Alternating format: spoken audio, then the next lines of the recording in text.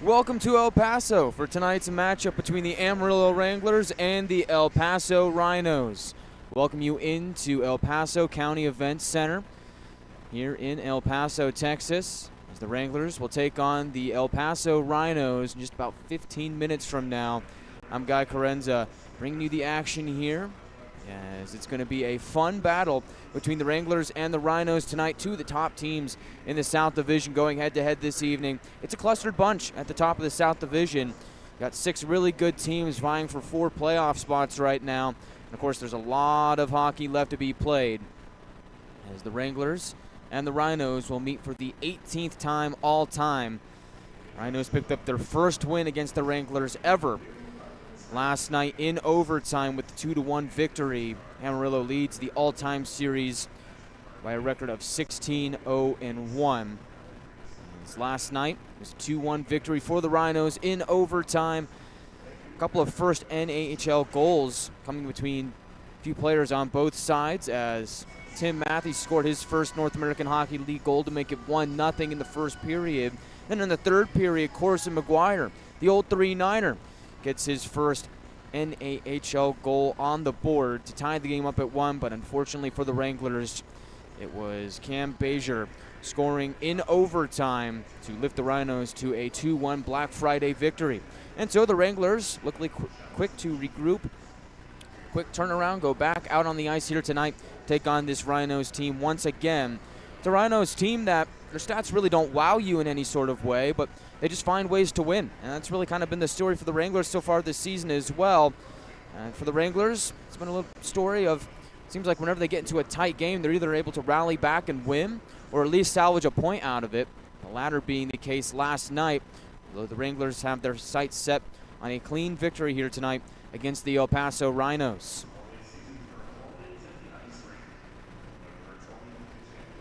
Wranglers did outshoot the Rhinos 22-21 last night. Wranglers seem to be off on the right foot whenever they outshoot their opponent. As the Wranglers this season are 6-2-2 when they outshoot their opponent. Fortunately, that game last night did not go their way, but it seems like the Wranglers have been looking for more scoring, not just from their top forward lines, but from their depth overall, particularly the bottom 6, which is why it was a welcome sight to see Corson Maguire get his first goal in the league. Really, Wranglers are hoping that's a sign to come as their depth scoring finally starts to show up. There's a lot of guys on this lineup that we know can be good scorers, can be proven scorers. It's just going to take them a little time for them to find their scoring touch. Wranglers also looking for more success on the power play tonight. Only had a few cracks on it last night, as we did have some 4-on-4 action. Wranglers ended up going 0 for 2 on the power play, but the penalty kill was a perfect 4 for 4. So you take your victories when you can get them. Wranglers heating up on the PK unit. I'm hoping that'll transfer over to their power play unit as well, which has been scoreless in their last 6 games. Something tells me if the Wranglers are able to score a power play goal here tonight, they'll be able to come away with the victory against the Rhinos. And in what last night's game ended up being a bit of a low-scoring affair, just 2 goals in regulation. I think tonight we could see this one break a little bit more wide open, as now both teams are familiar with each other, as last night was the first meeting between these two teams this season. The second matchup between the Rhinos and the Wranglers this year. Expect for things to be a bit more quicker paced. Not like last night wasn't quick, fast paced, but expect for things to ramp up really quickly on here in the first period, as these are two teams that like to get the first goal of the game. Of course, you can't talk about the Wranglers' success without talking about Connor McDonough. Ended last season on a high note, helping the Wranglers make their first ever postseason berth. He's back this year, and he's better than ever. He'll make his 18th appearance in goal tonight, as he will get the start once again this season. In 17 games, McDonough has a record of 10-5-2, 2.35 goals against average, and a .907 save percentage. Stopped 19 of 21 last night, and really gave the Wranglers a chance to win. And there was a moment in the second period where the Rhinos had a few power play opportunities. It was Connor McDonough that slammed the door shut. Made some really great saves to keep El Paso off the board and keep the deficit for the Wranglers just 1. And so look for Connor McDonough to be a big factor in the Wranglers' path to victory here tonight, as he has been stellar so far. It seems like that's the way this season is going to go, as McDonough's the bona fide starter. He's earned that job, and he's played quite well when he's been giving the starts. And so for McDonough, They'll look to continue to keep rolling here tonight against the Rhinos team that is led in scoring by number 11, Frank Defelski. Defelski this season has already surpassed his career mark of last year, where he scored 7 goals, 11 assists for 18 points. This season, Defelski already has 19 points, 10 goals, 9 assists, 23 points, in 23 games. He's a pretty well-rounded player, has a really good shot, seems to be in the right place at the right time. He's got him paired on a line with number 12, Torrey Lund, who is also having a career year. As Lund this season is on pace to shatter his marks from last season, where he split time between El Paso and Minot. He scored 6 goals and 14 assists for 20 points in 57 games. This season, he's got 4 goals and 11 assists for 15 points in 23 games played. Look out for Torrey Lund to be a factor for the Rhinos here tonight. And a guy that surprised me last evening for El Paso that the Wranglers really have to have their eyes on here this evening has got to be Medrick Bolduc, the center for the El Paso Rhinos on that second line with A.J. Reed and Camden Bazier. Number 19 in black. He's got a lot of speed. He's not the biggest guy in the world at 5'9", 180 pounds, but the 20-year-old can certainly move and start and generate plays out of nothing. Seemed like last night the Rhinos were trying to set him up on those odd man rushes and those transitions from defensive zone to offensive zone. Wranglers got to be careful and not letting him get a step on the defense. If they're able to keep him in front of them, and they should be in good shape. As for the Wranglers themselves, they are led in scoring by number 17, the Finnish forward, Topi Pukkanen. Topi Pukkanen this season has 20 points in 22 games, 9 goals, 11 assists. He looks to get back in the scoring column tonight. Something tells me if the Wranglers are able to get some scoring out of him, they'll be just fine, as Pukkanen has been fantastic in his rookie season with the Wranglers. Can't talk about the Wranglers without talking about the Ivy twins as well. Ben Ivy, the captain, wearing number 4. Jack Ivy wearing number 6, his twin brother. They've been nothing short of fantastic for the Wranglers this season. Jack Ivy has already tied his mark of 12 goals from last year this season. He's got 12 goals, 6 assists for 18 points on the year in 20 games played. He's the Wranglers' second leading scorer so far this season. Look for him to be a big impact player tonight. Of course, Ben Ivy, 5 goals, 10 assists for 15 points on the year. He's been amazing as well. And on that top line with Jack McDonald, look for that to be Wranglers' money line here tonight. They are able to get that first goal of the game.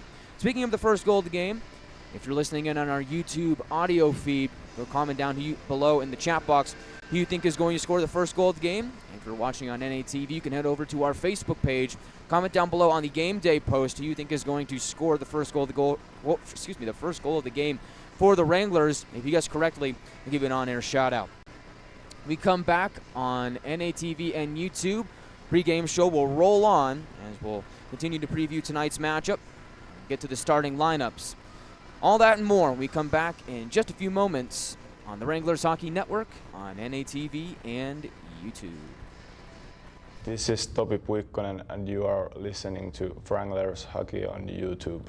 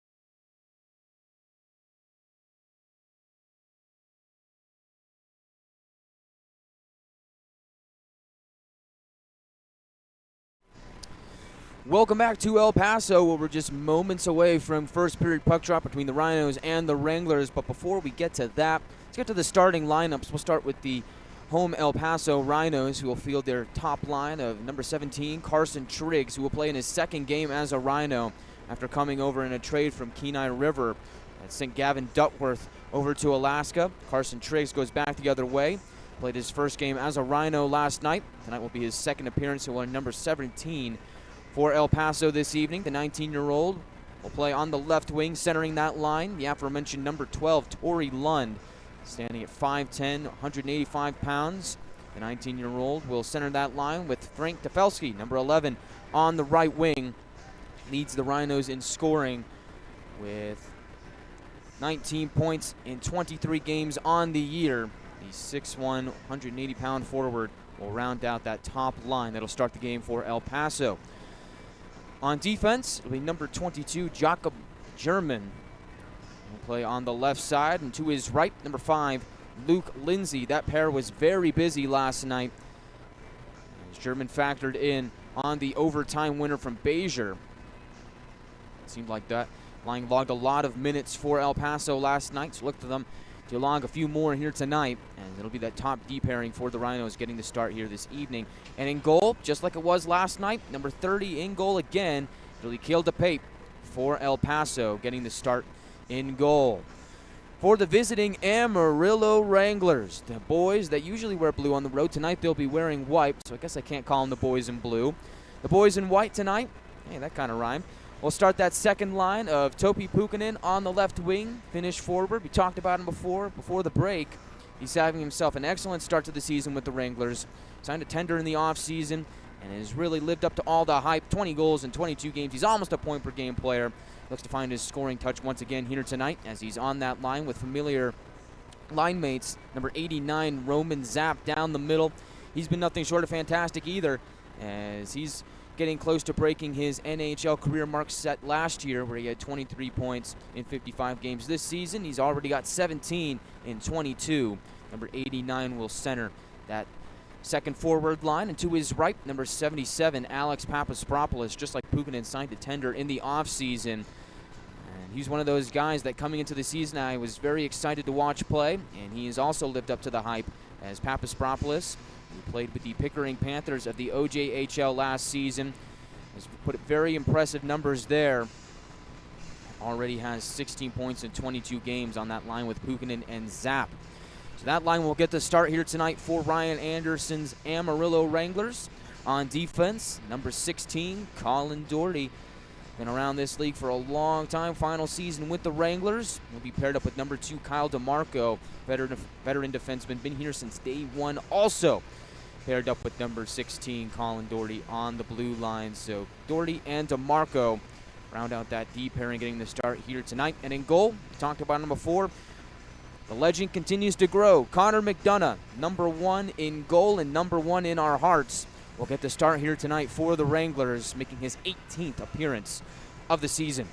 McDonough with a record of 10-5-2, a 2.35 goals against average, a .907 save percentage, and a shutout to boot.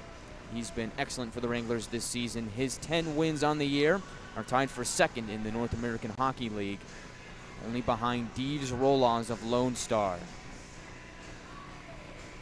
Wranglers also going with that first line of Jack McDonald, Ben Ivey, and Jack Ivey. Nothing new there. A little bit of a different look on the third line tonight, though. Last night, Morley Phillips was on that third line for the Wranglers. Tonight, Grayson Gerhard will slide back into the lineup.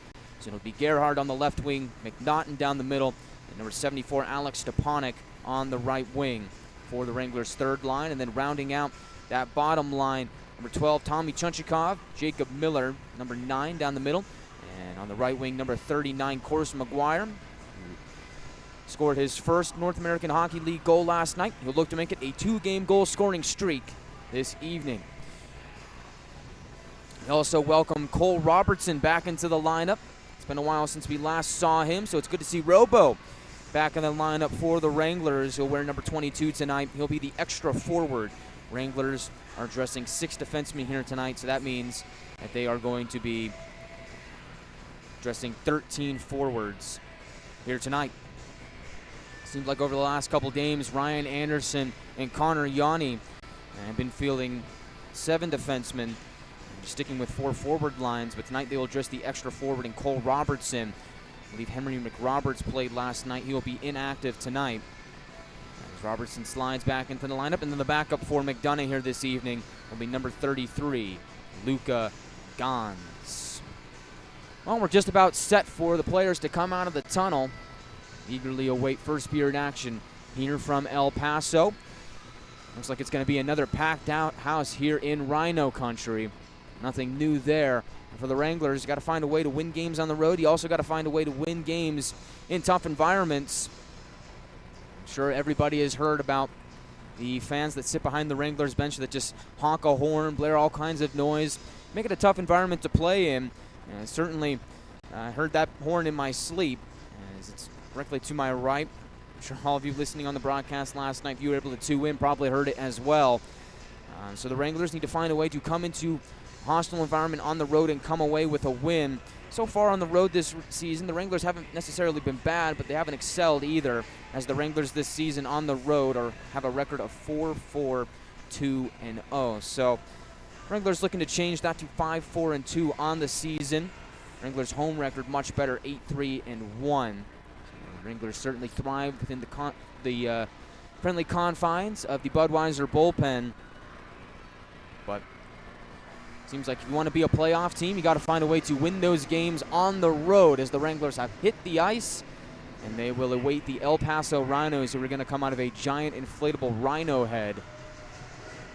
A lot of theatrics here in Rhino country. The Wranglers skating around. They will skate from right to left. Rhinos from left to right, as you see it on NATV. Wranglers sporting their white jerseys, typically worn at home, but due to the Rhinos wanting to wear their black jerseys this weekend, Wranglers will wear their white jerseys here today and also wear them tomorrow against Odessa. As the Rhinos have just hit the ice, fans cheer in approval, and of course, as we just mentioned, the building gets loud.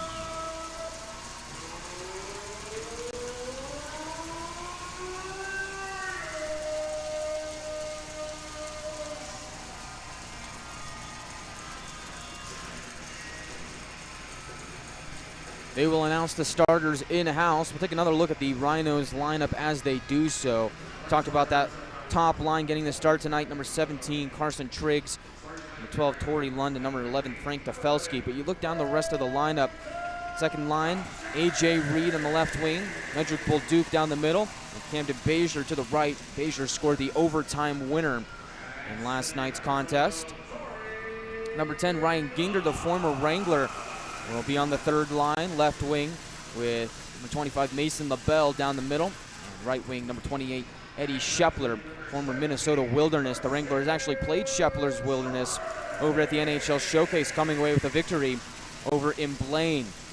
And our final forward line for El Paso, number 7, Brooks Willoughby Ray on the left wing, centering that line, number 23, Bradley Walker. And on the right wing, number 16, Cade DeWolf. On defense, the Rhinos will field number 22, Jakob German, and Luke Lindsay. Number 5, the starting pairing. Second pairing, Paavo Hiltunen. Number 18, Alexander Pellerine. Third pairing, Tim Matthews, who scored last night. Number 2, James Hooley, who assisted on the Matthews goal. And then the extra defenseman, Will Strickland, for El Paso. So the Rhinos will field 7 defensemen here tonight and roll 4 forward lines against the Wranglers here this evening.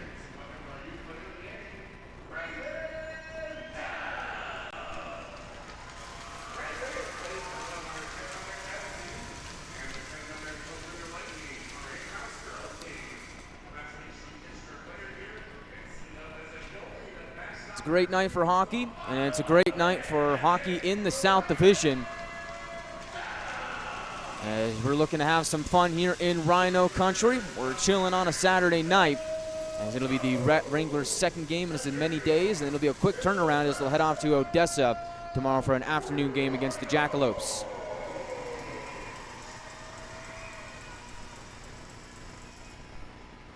Coming up next is the national anthem. And after that, we will have first period action from El Paso. Don't go anywhere. We'll be back in just a moment. This is Topi Puikkonen, and you are listening to Wranglers Hockey on YouTube.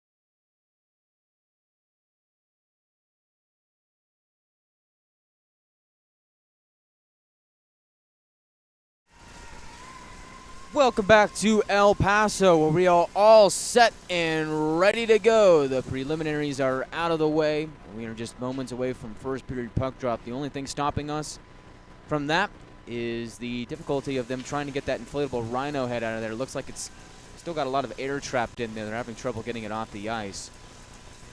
But surely that won't be an issue, as we'll get to tonight's starting netminders for El Paso. Number 30, Caleb Pape, picked up the win in overtime last night for the Rhinos. They'll turn to him again here tonight.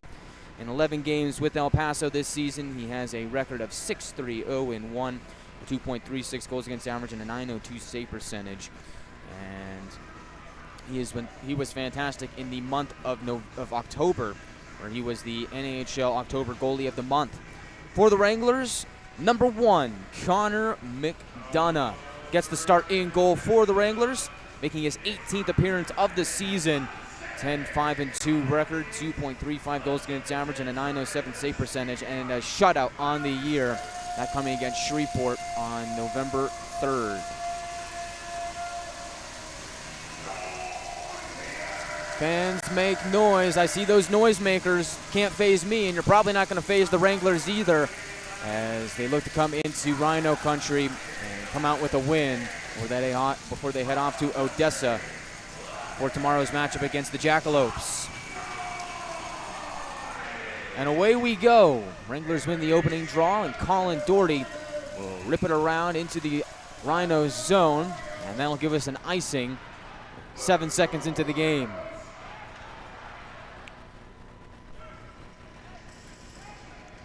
So that'll take this draw all the way down to the Wranglers zone. Torrey Lund will take the draw against Roman Zapp. Zapp has been one of the Wranglers' best face-off takers so far this season. He's off the draw. The Rhinos win it across on the line. Lindsay looking for Tefelsky. Puck hopped off his stick like a hot potato. He will swat at it, so will Zapp. Wranglers get it to the line, and now Papaspropoulos through the neutral zone will dump it in. After it is Topi Pukkanen. Finish forward for the Wranglers. Been phenomenal in his rookie season as Frank Tefelsky slides it towards his left. Back to Tefelsky through the middle. Pass couldn't connect. As looking away was Triggs. Trey Williams escapes with the puck. He will work it back out to center. Throw it towards his right for Zapp. Got swarmed by a herd of Rhinos, and so El Paso through center. Look to get it into Wrangler territory, and they do. Shepler fires it around past McDonough, who's looking to slow it down. Pops out on the far side wall where Shepler push it deeper. Nolan Gagnon dangerously throws it out in front of his zone net. Zapp is there to bat it to the neutral zone where McDonald will field it. Into Rhino territory, throws it towards the slot. He was looking for Jack Ivey. Bouncing puck corralled by Ben Ivey as he throws it off the end wall.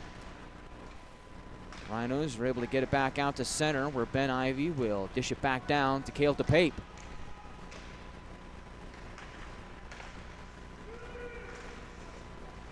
The puck bouncing through center ice. Picked up there by Jeffers, exchanges with McDonald. He's rumbling into Rhino territory, tries to drive towards the net. Couldn't get the shot away as the puck rolled in towards Caleb Pape, and he will hold with 18:21 remaining on the clock. So far we've seen action on both ends of the ice. First it was the Rhinos off of the icing call early on in the game. They had a few chances, and the Wranglers, the most recent sequence, looking to develop some offensive chances of their own as Connor McNaughton will take this draw for the Wranglers near circle of the Rhinos zone. He will win it, get it to Stepanek, who tries to rip a shot away to the slot. It goes, and a shot there goes wide from Gerhard, who was on the doorstep. McNaughton took the initial shot, and on the rebound, Stepanek was there. And already we have an arm raised. Just getting up to his feet now is Gerhard. Looks like we're going to have an early penalty here in the contest. And it will go against El Paso. 2 minutes for tripping the guilty party. Number 19 in black, Medrick Bolduc.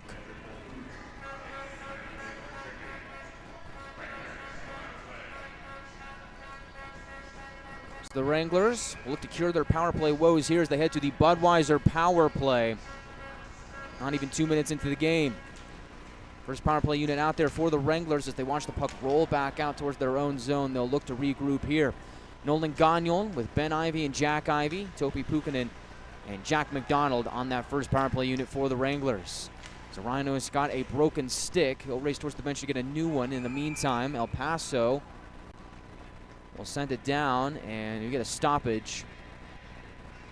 2:07 into the contest.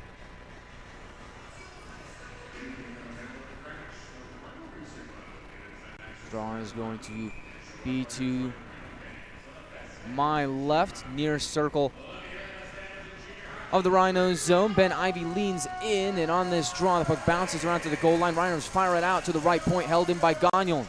They'll throw it on goal as it bounces into the near corner. McDonald with it now. Exchanges with Jack Ivey on the near side. McDonald to the left point for Gagnon. Turns and shoots. Hits a leg out in front. Comes to Jack Ivey. Down low, McDonald. Jack Ivey near half wall. Rhinos crashing in on him. Able to dance away from the pressure. Jack Ivey skates towards the net. Finds McDonald. Back to Ivey in front. And he couldn't get the shot off. Pukkanen. McDonald behind the goal. Left side, Jack Ivey. Back to McDonald. Puck bouncing on edge. McDonald trying to corral it. Rhinos pestering him here. As the puck is eventually jammed free, Topi Pukkanen emerges with it on the far side wall. He'll backhand it deep for McDonald. 45 seconds of power play time remaining. Jack Ivey left point. Couldn't hold it in at the blue line. Just turns and dumps it in. And it'll be offside on the Wranglers. 16:51 to go in the first.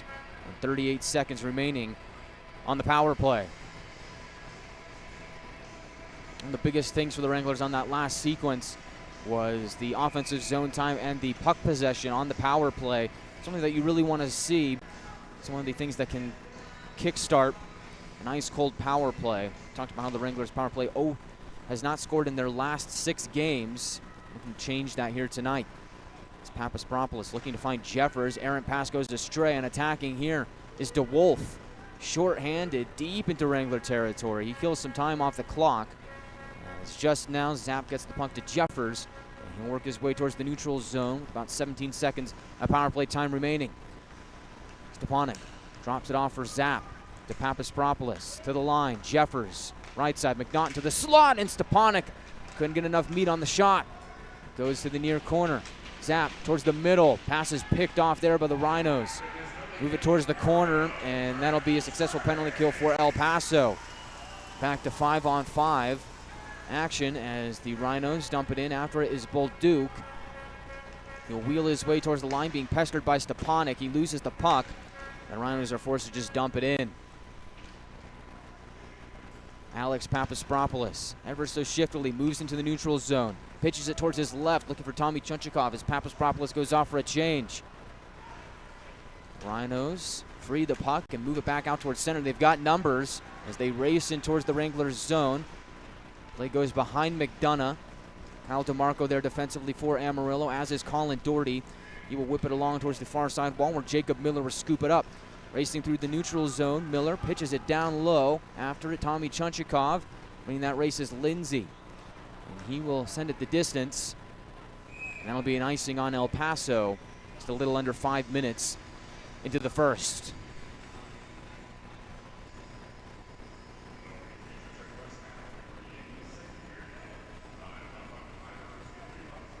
Seems like Jack Ivey has been buzzing so far in this game as that top line comes back out there for the Wranglers. Jack McDonald has also been very noticeable so far in the first 5 minutes of the contest. Something tells me that this line is due for a goal. Watch for them here. The draw will be in the far circle of the Rhinos zone to the left of DePape. It'll be Ben Ivey taking the draw against Mason LaBelle. And the Rhinos win the face-off here. Lund will retreat behind his zone net and fire along towards the far side wall, looking for LaBelle, trying to get out of his own zone. Wranglers making difficult. Get a puck out of play here with 15:05 to go in the first.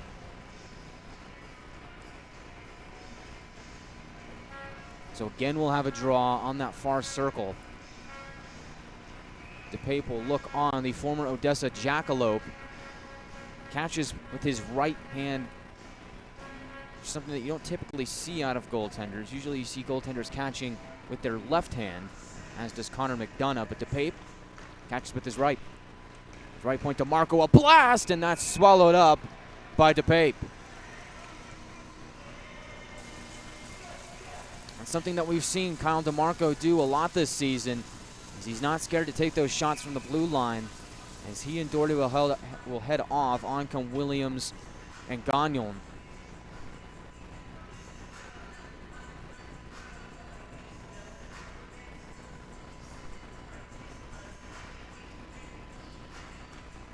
Wranglers off the draw, try and crash the puck, making it difficult for El Paso to exit their own zone, as Jack Ivey swatting at it in the neutral zone. Puck rolls back onto Williams. Sauces it across for Gagnon. Looking up ahead, looking for Jack Ivey, but glanced off the skate of a Rhino, and then one thing led to another, and now El Paso's offside. 5:15 into the first.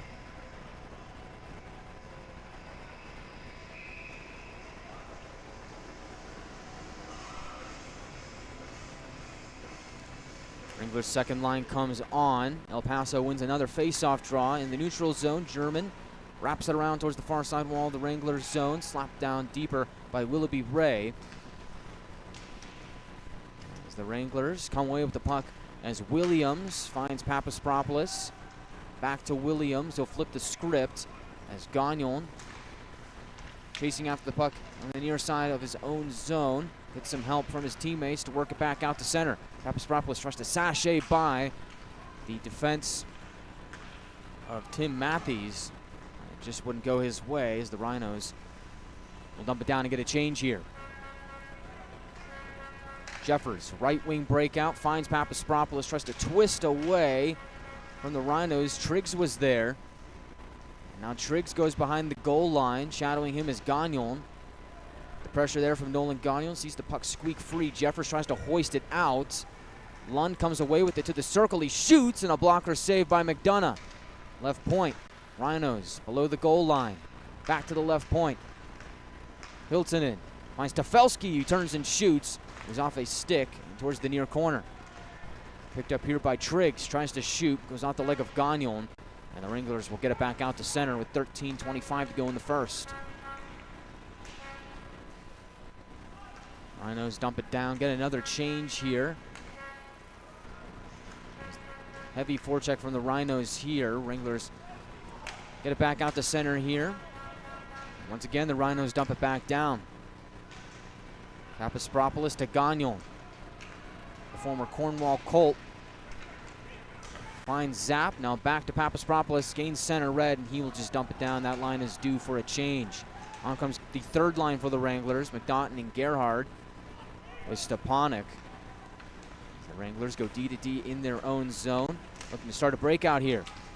McNaughton taps it down low. After it, Grayson Gerhard battling there as the Rhinos trying to peel the puck away off the wall, and they do.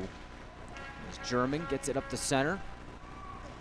Shepler on his backhand along the left side wall, tries to go by the defense of Colin Doherty, but it's going to take a lot more to beat him. As the Wranglers able to get it back out to the neutral zone and then some, as a roll in on DePape. He'll keep the play moving. German finds Shepler in the neutral zone. Dump and chase. Colin Doherty, the first man on it. Backhands it, turns it over to Shepler. He was in the area on the forecheck. Right point, Lindsay shoots off the body of Miller. Wranglers quickly looking to go the other way. It's Miller in the neutral zone, right in front of the scorer's table. Slams it around towards the far side of the Rhinos zone, where it's met by Chunchikov. Miller is able to poke it free below the goal line, work his way up to the line. Left point, Cooper, a shot blocked out in front. And it'll bounce back out towards the neutral zone. Jeffers will just dump it in. 11:32 remaining in the first period. Rhinos looking to break out here. Wranglers stifle them at the Amarillo blue line. Big hit here by Walker on Miller. Quickly gets back up towards his feet. As the Wranglers from their own zone look to get things started. Harsh pass from Jeffers, glances off the stick of Jack Ivey. Into Rhino territory it goes. On the forecheck, McDonald steals the puck away, looking for Jack Ivey. He's got him. Bouncing puck on the near side. He'll throw it on goal, where it'll be gloved down by DePape with 10:58 remaining in the first. Scoreless game here in Rhino country. Both teams knocking on the door for that first goal of the game. Stay tuned on NATV and YouTube to find out who gets that first goal, as we'll be back in just a few moments on the Wranglers Hockey Network. This is Topi Puikkonen and you are listening to Wranglers Hockey on YouTube.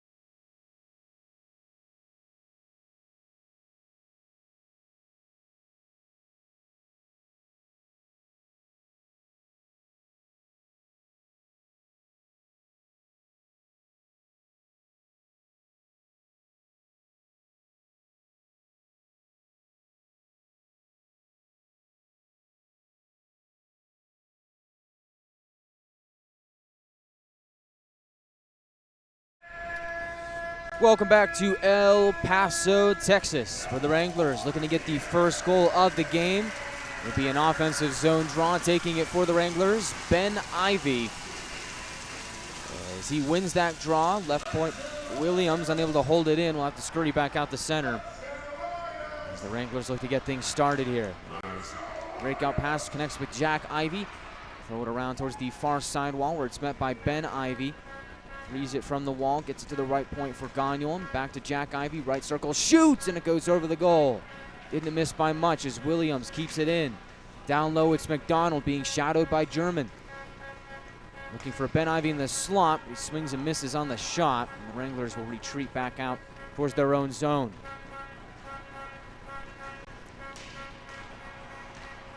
Through center. Forward pass. Goes in front of Nolan Gagnon, who pinches down into Rhino's territory.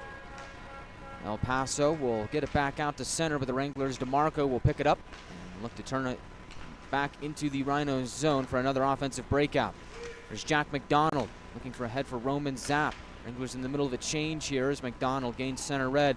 We'll just send it back out to DePape, as now the Wranglers get a full change here. Big hit by Doherty on Reed right in front of the scorer's table. Meanwhile, a shot is stopped by McDonough as the Rhinos looking for a scoring chance there. They were shut down by the excellent goaltender from Mendham, New Jersey.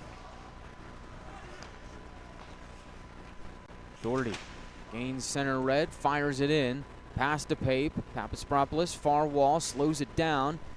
He's met there by Paavo Hiltonen. Somehow, Wranglers squeak it free. Doherty left point, fires it down low. Along to the near side wall.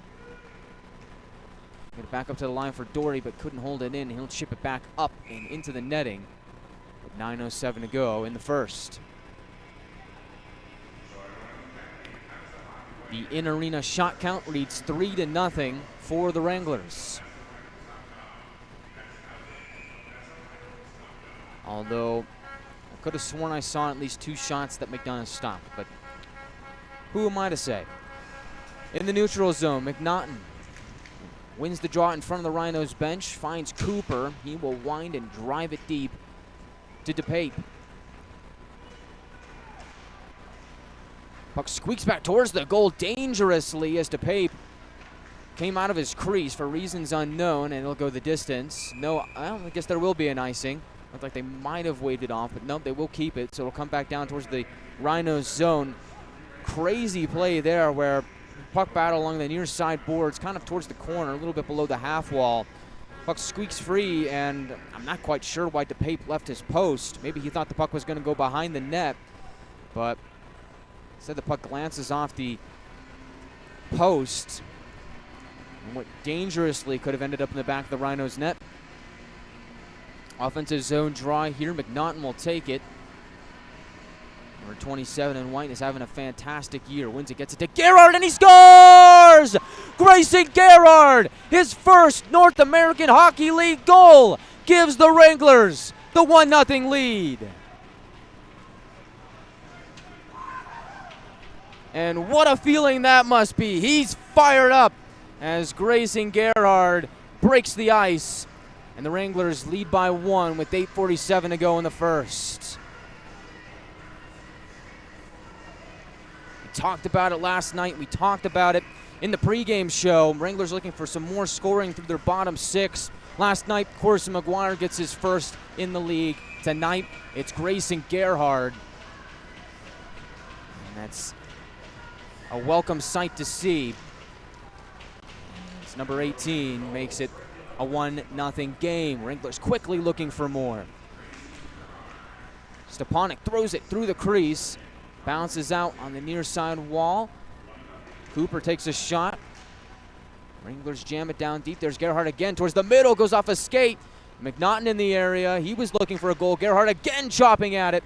Goes through the blue paint. Squeaks out towards the near side wall. German cleanly takes the puck through the zone. Neutral zone. He was looking for a teammate up ahead. Cooper threw a hit on Peters Pavo Hilton in the neutral zone as the Wranglers free the puck from their own zone. Back out the center it goes. Defelski gets slammed there by Chunchikov as the Wranglers divorce him from the puck. Possession exchanging here. It's Chunchikov looking for Maguire in the neutral zone. Glanced off a skate. Lund gets checked by Maguire at his own blue line. Has to send it towards his defense in order to escape any danger. Here come the Rhinos, potential 2-on-1. Here's Triggs and a save made by McDonough. Second chance, screams wide of the net. They'll throw it on goal again and a pad save by McDonough. He was ready. As the Rhinos looking down deep for Lund. Instead they get Jeffers. As puck is held in at the line. They'll throw it on goal. Save made by McDonough. Puck is loose for the moment and the Wranglers are able to chip it back down to the Pape.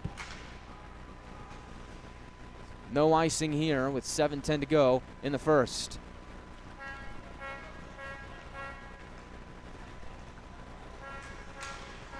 In the neutral zone, McDonald across looking for Ben Ivy. Puck bangs off the far wall. Rhinos are able to take it away.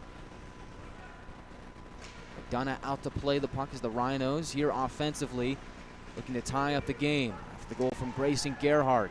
In front of the Wranglers bench, McDonald goes down. Gets back up to his feet, looks like he's going to be all right. As Lindsay was in the area, McDonald, the puck go by him in the neutral zone. Comes to the stick of Ben Ivy. He'll throw it on goal. It'll be swallowed up by DePape. And afterwards, players exchanging some jabs, and we've got some feistiness here in Rhino country. As tempers flare with 6:29 to go in the first.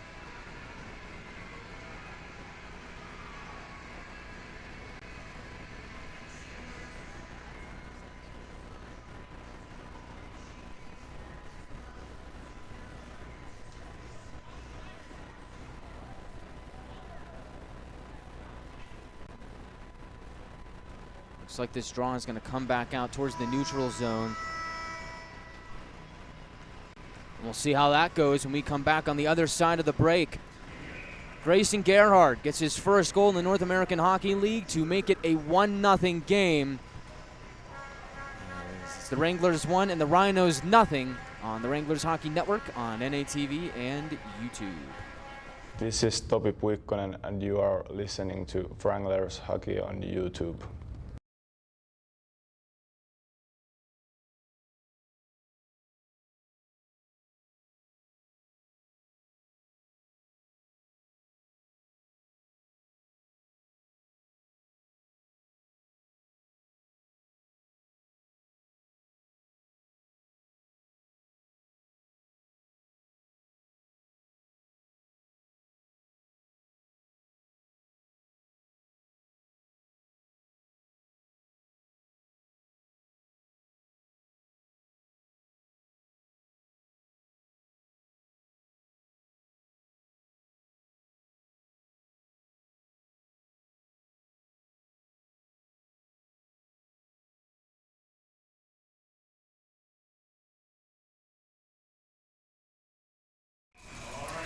Welcome back to El Paso. Wranglers lead 1-0 with 6:29 to go in the first period. Shot count leads 5-2 in favor for the Wranglers.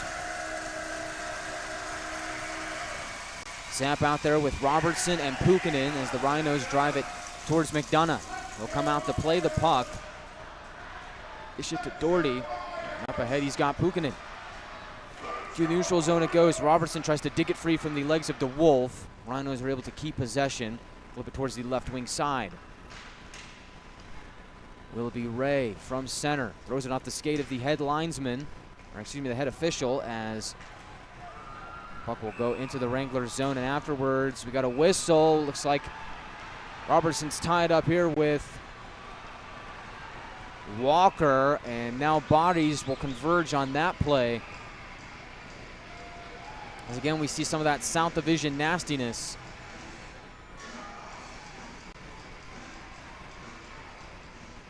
You get a replay here. Looks like there was a hit thrown on Zap in the neutral zone. Walker was there.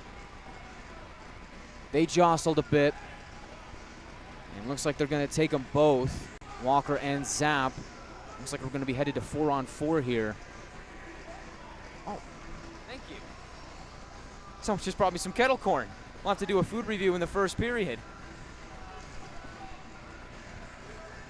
So that will come up in the first intermission report, which is up in 5:59 on the clock. As looks like they're taking Walker out of the box. Zap is out as well. And now let's see.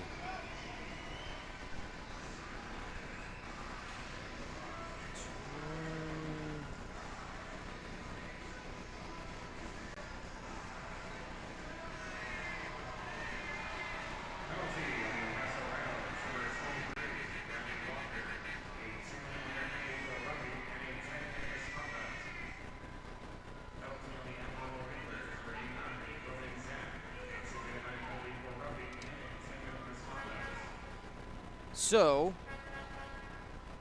both get 2 minutes for roughing and a 10-minute misconduct for unsportsmanlike conduct. So we will not see Zap again, or Walker, until about 5 minutes into the second period.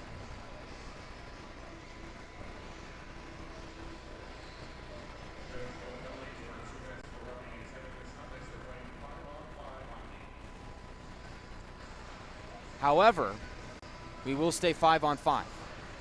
So no 4-on-4 like I initially suspected. Instead, it'll be 5-on-5. And the draw will be in the Wranglers zone. After all that, off the draw, the Wranglers win it. Stepanek racing towards the puck as he chips it into Rhino territory, and he's not going to win that race as it'll be an icing on the Wranglers with 5:52 to go in the first. And here we go again, some more South Division nastiness, as everybody clusters up in the far corner of the Rhinos zone.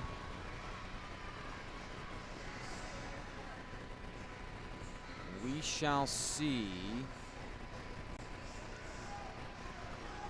if anything comes out of that. No, it looks like we're just going to have the icing, so it's going to go all the way back down to the right of McDonough, and that's where they'll draw. McNaughton will take it against Torrey Lund for El Paso.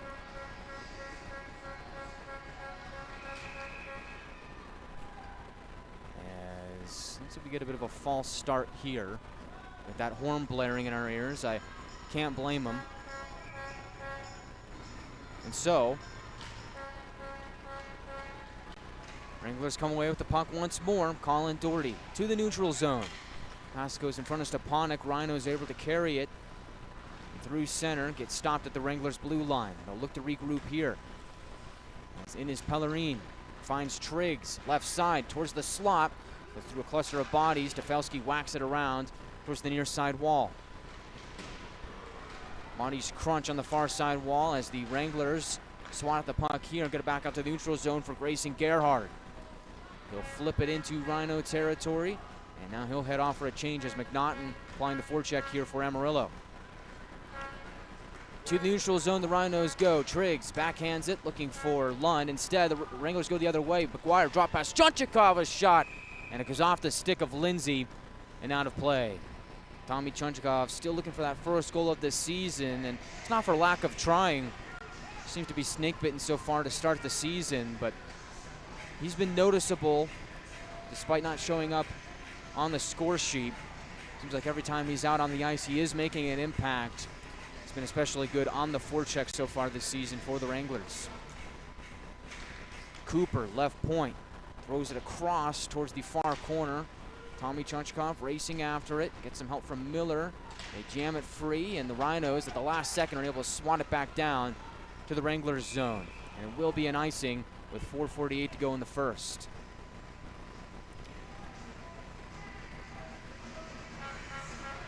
So, shot count still reads 5-2 for the Wranglers. They're going to move this draw towards the near side circle. Ben Ivey will take it out there with Jack Ivey, McDonald, Cooper, and Jeffers. Ivey wins it to Cooper to the slot. Ben Ivey can't get a handle on it in the slot. Instead, goes to the wall and gets it to Jack Ivey down low. Lindsay pressuring him. Puck squeaks free to Ben Ivey. Backhands it towards the goal. Hits a body at the line. Held in by Jeffers. Finds Jack Ivey shooting, and it goes over the goal. And it'll bounce back out to center. Seems like if the Wranglers were able to settle the puck down on that last sequence, they might have had a good chance to score a goal there. 4:18 remaining in the first. Rhinos gain Wranglers blue. Left side shot save made by McDonough. The puck bounces out towards the near side wall.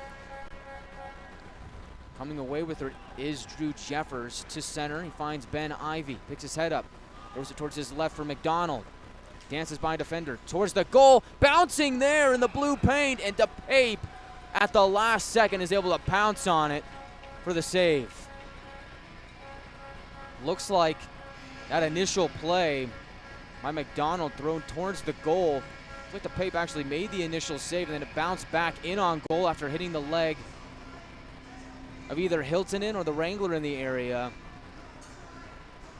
For a second there, DePape didn't know where the puck was. He was lucky he was able to locate it, get back on it. Through the neutral zone, the Rhinos go. Eddie Shepler chasing after it. He's not going to beat Trey Williams for that race. And it'll be another icing on the Rhinos here with 3:49 to go in the first. Coming up on the first intermission report, we will have some kettle corn, do a kettle corn food review, as somebody was nice enough to bring me some kettle corn here. I have no idea who that was, but whoever that was, thank you very much. Bless your soul. As I'll have kettle corn review in the first intermission report. We'll recap the scoring and look ahead to the second period. It'll be an offensive zone draw for the Wranglers. Papaspropoulos tries to weasel the puck free, held in right point for a moment by Gagnon, but the Rhinos are able to steal and go back into Wrangler territories. LaBelle takes a shot, and a great defensive play there by Williams to get his stick in the way. And it'll go up into the netting with 3:39 to go in the first.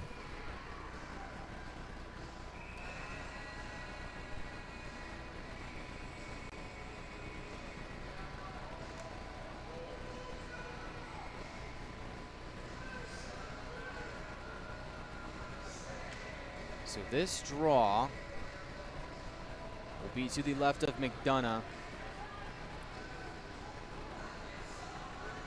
In the circle of the Wranglers zone, it looks like the door to the Wranglers penalty box was cracked open. Now they're going to close it. Had me scared for a second, thinking that a Wrangler might have been going to the box, but nope. We will stay 5-on-5. Lund will take this draw against McNaughton. McNaughton wins it. To the wall it goes. DeMarco finds Doherty, and he will whip it around back out to center. Well, it looks like it was headed that way, but Lund takes it and shoots. It was off a stick and out of play. Puck was in my blind spot. Looked like it was going to ride along the near side wall, pop out at center, but somehow in the process, the Rhinos were able to get in the way of that, get it back out to Lund. He was in the high slot. He took a shot, but another great defensive stick by the Wranglers. Sent the puck tumbling into the protective netting. So again, it'll be Lund and McNaughton.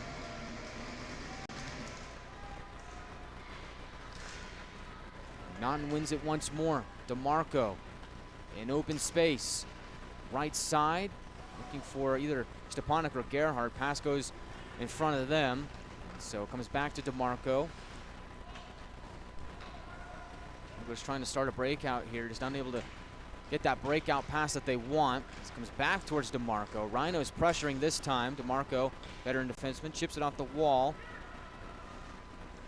Rhinos go D to D. Start a breakout here. Under 3 minutes to go in the first. DeMarco to Jeffers. McNaughton. We'll just see it bounce off his stick towards the Rhinos zone. We'll go off for a change. On come the fourth line for the Wranglers.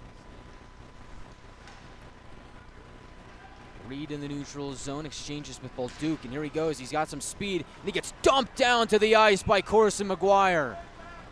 Oh my goodness. Maguire turned him into roadkill, and unfortunately that is going to be a penalty on the old 3-9er. But you got to appreciate the effort. So in the late stages of the first period, Corson Maguire will head towards the penalty box.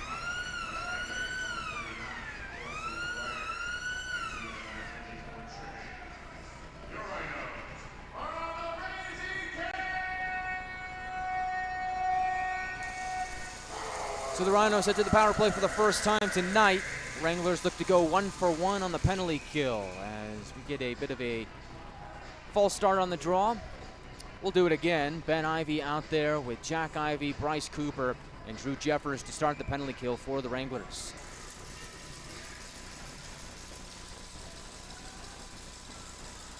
Jack Ivey whips it back down towards the neutral zone. Fielded by Pellerine. He's got Lindsay and the Rhinos being pressured here by Ben Ivey on the forecheck. He's already got 2 shorthanded goals on the year. Bolduc skate into Wrangler territory. Send it below the goal line. Bodies converge on it. Wranglers got to be careful here as Pellerine at the line shoots. Blocked by Ben Ivey. To Bezier, right point. Drifts towards the circle. He'll shoot, and a save made by McDonough. And we'll stop the clock with 1:53 remaining in the first. A bit of a dangerous sequence there where the puck went below the goal line in the near corner of the Wranglers zone. Saw 4 Wrangler skaters skate back down into that corner.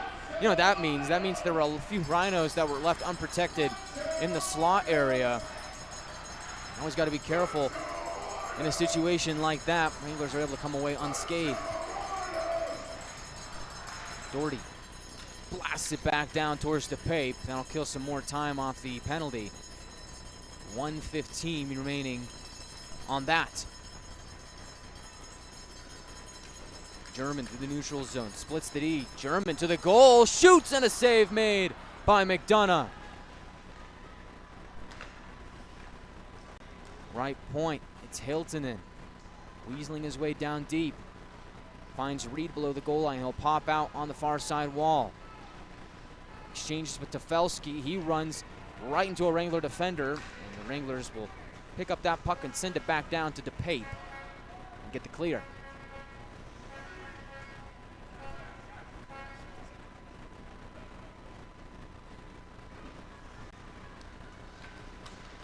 Pellerine up ahead. Wranglers stop him right after the blue line. Excellent defensive play there. Short-handed. We're under a minute to go in the first. Lindsay will start this breakout for El Paso. To DeWolf, meandering through the neutral zone. Poke check by Williams. Ben Ivey's got the loose puck. He's going the other way. Ben Ivey on his backhand to the goal, and a shot goes wide. Good look there for Ben Ivey, who was looking for shorthanded goal number 3 on the season. Williams finds Gagnon. Wranglers back to full strength as Maguire's out of the box. In the neutral zone, Puukkonen can't squeak the puck free. Shepard the other way, shoots, blocked by Williams. And he's got the puck on his stick now, and he'll hoist it back out to center. Rhinos will sky it deep into the Wranglers zone. Gagnon will hold it right behind his zone net, and that'll do it for the first period. So after 20 minutes of play, it's the Wranglers 1 and the Rhinos nothing. Only goal of the game coming from Grayson Gerhardt, his first in the league. We'll recap the scoring and all the events of the first period when we come back for the first intermission report on NATV and YouTube. And also stay tuned for the kettle corn food review, because I'm very excited to see what the hype is about with this El Paso kettle corn. All that and more coming up in just a few moments on the first intermission report. This is the Wranglers Hockey Network on NATV and YouTube. This is Topi Puikkonen and you are listening to Wranglers Hockey on YouTube.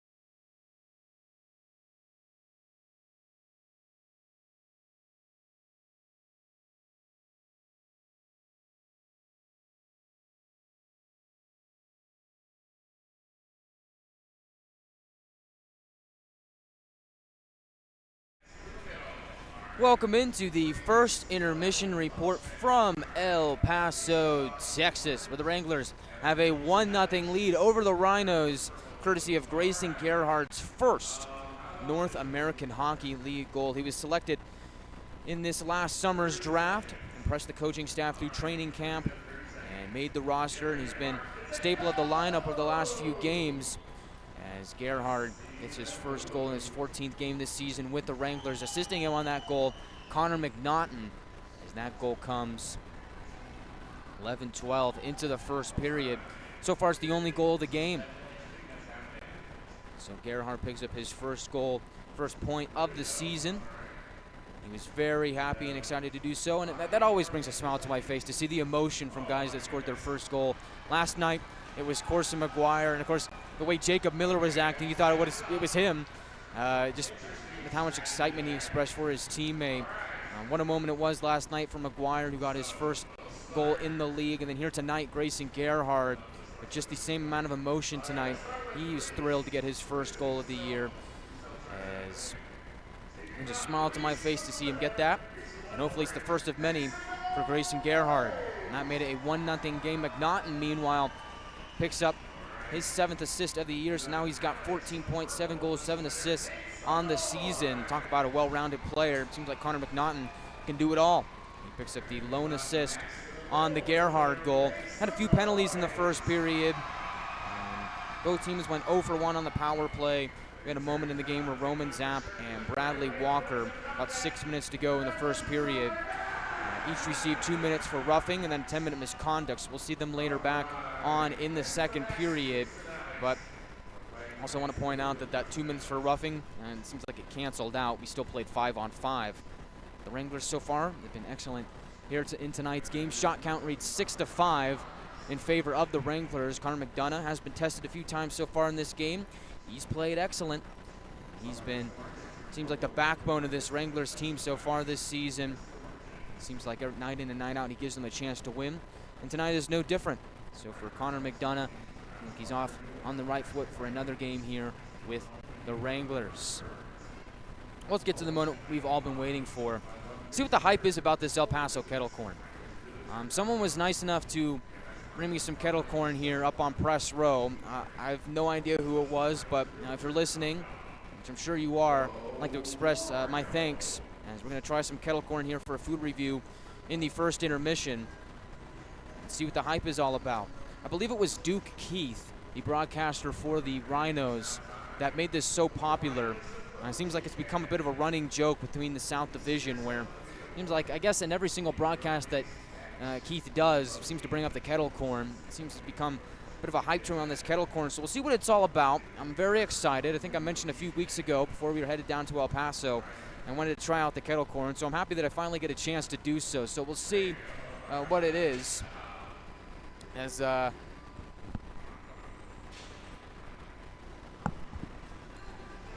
we will try out this kettle corn here in El Paso. So give me just one sec to try this out.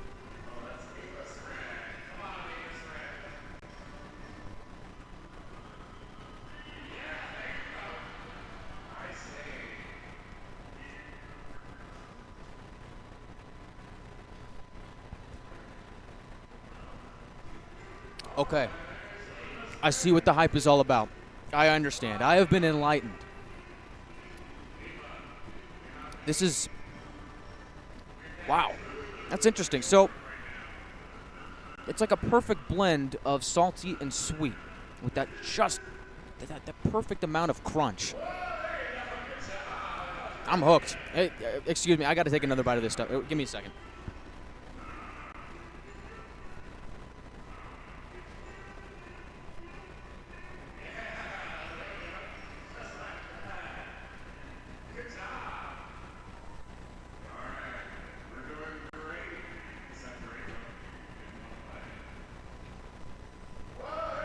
That is amazing. That is amazing. That makes the trip to El Paso worth it in itself. That was awesome. I can confirm that the El Paso kettle corn does in fact live up to the hype. We got to get this stuff in Amarillo. This is great. I think kettle corn's got to be a staple at Wrangler games as well. If there's anything that we're going to steal from the Rhinos, I think that's got to be it. I think we got to steal the kettle corn. So thank you to whoever brought me that kettle corn. That was great. That was certainly quite a treat. Probably going to catch me snacking between the media timeouts here tonight, as the El Paso kettle corn does live up to the hype. It is Guy Chiarenza approved. As we're having some fun here on a Saturday night. First intermission report rolls on, as we'll get to some scores from around the league in just a few moments. These look like they had like some kind of ATV out here on the ice right after the players went off. Looks like they're all about fun and games down here in El Paso. And we're having some fun here on NATV and YouTube.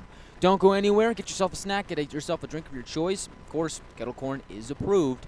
We'll be back and see you on the other side of the break in just a few minutes on NATV and YouTube. This is Topi Puikkonen, and you are listening to Wranglers Hockey on YouTube.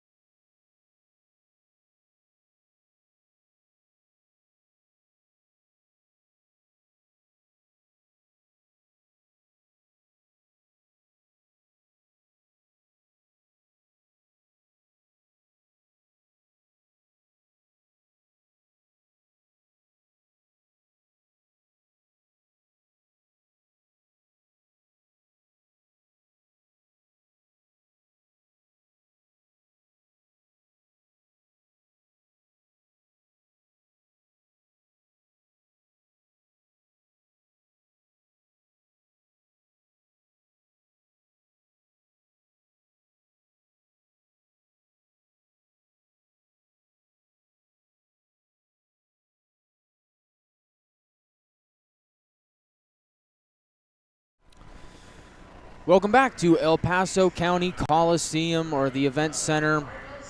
Not quite sure which building this is. It seems like the whole complex. But anyway, welcome back to El Paso. We're having some fun on a Saturday night as the Wranglers lead the Rhinos 1-0 in the first intermission after 20 minutes of play.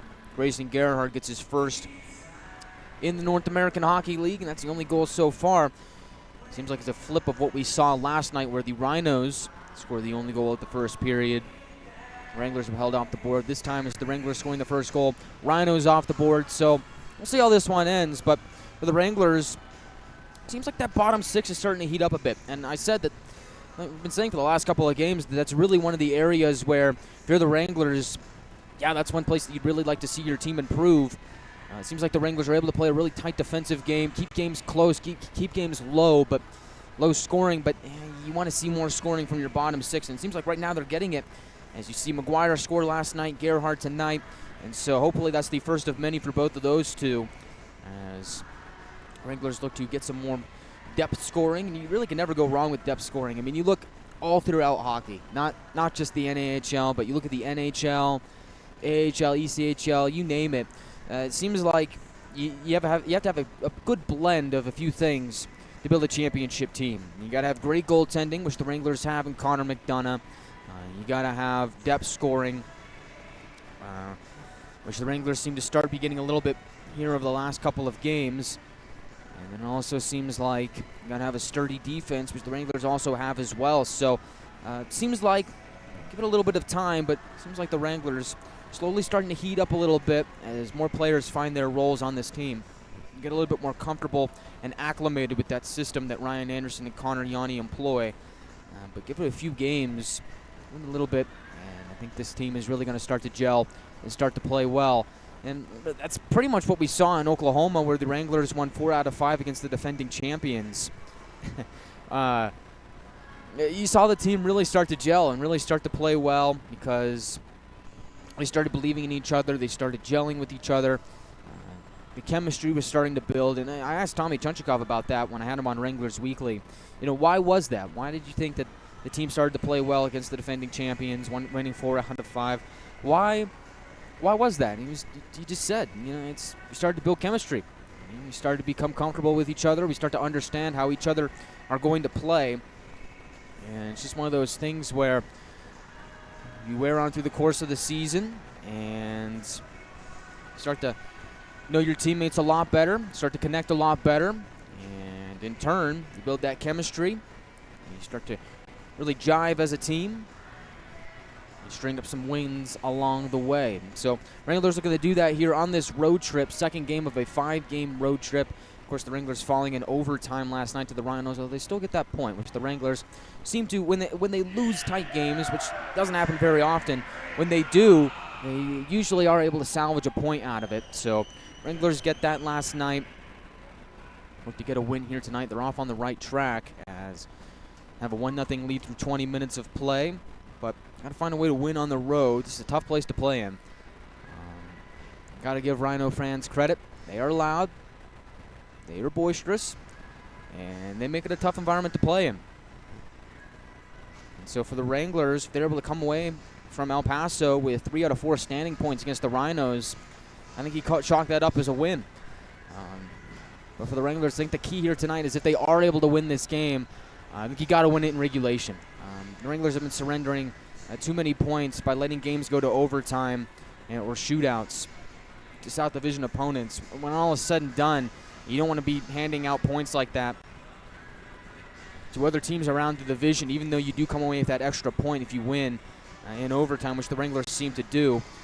You don't want to be handing out points like that, especially when every point matters in this division. As we'll look at the out-of-town scoreboard and then get to the South Division standings. It's a busy night in the North American Hockey League.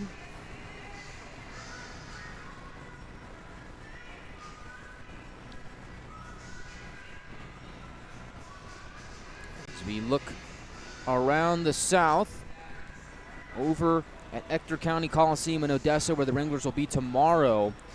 Quick turnaround, as it'll be, I believe, a 3 p.m. game over in Odessa Sunday afternoon. Looks like the Jackalopes and the Mudbugs are tied in the second intermission, tied up at 2. Shreveport getting goals from Logan Haru, Kyan Haldenby. Jackalopes getting goals from Hayden DeMars and Michael Kadlasik. So it looks like that one's going to go right down to the wire. Both those teams finished last night in a scoreless shootout where Shreveport came away with the 1-0 victory by the victory in the shootout. Over at NYTEX Sports Center, the defending champions are up against the Lone Star Brahmas. That game is tied at 1 apiece. Late stages of the second period. We'll keep our eyes on that as the Warriors are 1 point behind the Wranglers entering tonight in the South Division standings, and the Brahmas sitting pretty at the top of the South Division, where they have played more games than any team in the division. Looks like that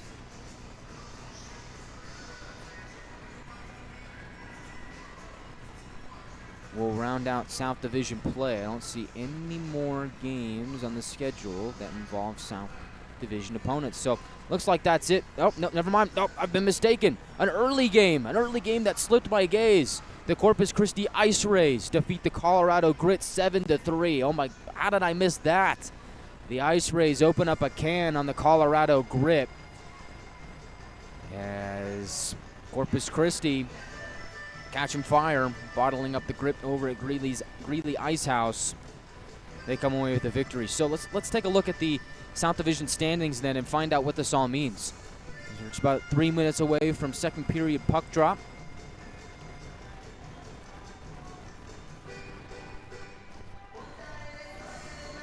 Looking on the South, so Lone Star at the top, 38 points in 26 games. They played, looks like 3 more games than the Rhinos, 4 more games than the Wranglers. El Paso second place, 29 points, tied with New Mexico for 29. So you got two teams in 29 points in the second and third spots. I believe New Mexico is off tonight, so they will not move up. The Wranglers, they're at 27. They have a chance to tie El Paso and New Mexico with a win in regulation at 29 here tonight. But then you think about the Shreveport Mudbugs who are playing Odessa. If they win, they will also move up to 29. And so by the end of the night, you have potential for a 4-way tie at 29 points for second place in the South Division. And oh, by the way, the Oklahoma Warriors, if they're able to beat the Lone Star Brahmas tonight, they're at 26 points right now. But if they win and we do get that 4-way split, or I guess that 4-way tie scenario, the Warriors would just be 1 point behind at 28. And that's the South Division for you. So it's one of those things where, yeah, you talk about winning in overtime, and it's like, yeah, you know, whatever. The other team gets that extra point. Okay, whatever. But in this division, it seems like you don't want to be handing out points like that because we just pointed out, every point matters. It's going to come right down to the wire. And I've been saying it since day one that there's going to be about 2 really good teams that miss the playoffs in this division because there's 9 teams in the South and only 4 get in. And so you look like right now, if the season ended today, the Wranglers and the Warriors would be out. Not because they're bad teams, just because there's only 4 spots. Under half of the division makes it. So every night is an opportunity for 2 points. My good friend and mentor Tyson Whiting would always say, it's a good day for 2 points. And the Wranglers will look to cash in here and put 2 points in the bank here tonight.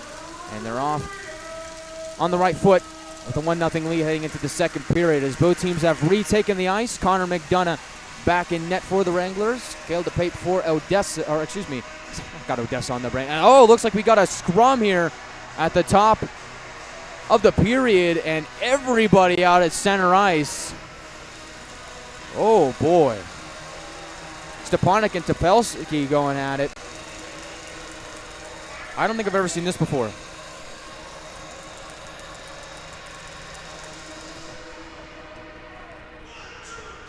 We've got, it's kind of like, you see this happen sometimes in football where both teams will take the field and you see players converge at center field. That's kind of exactly what we saw here. As I looked to my left, I saw McDonough. I turned my gaze back towards my right, and I was looking back towards DePape, and in the meantime, I realized, wait a minute, there's a massive kind of like cluster going on at center ice. That should make for some interesting drama here in the second period.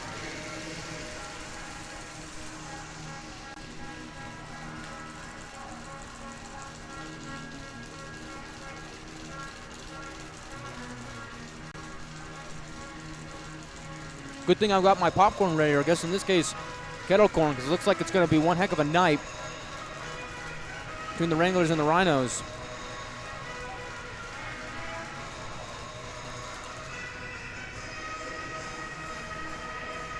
We'll have to keep an eye on that as the game goes on. We saw things get chippy. We saw Zap get into it with Walker. They're supposed still about midway through their 10-minute misconducts.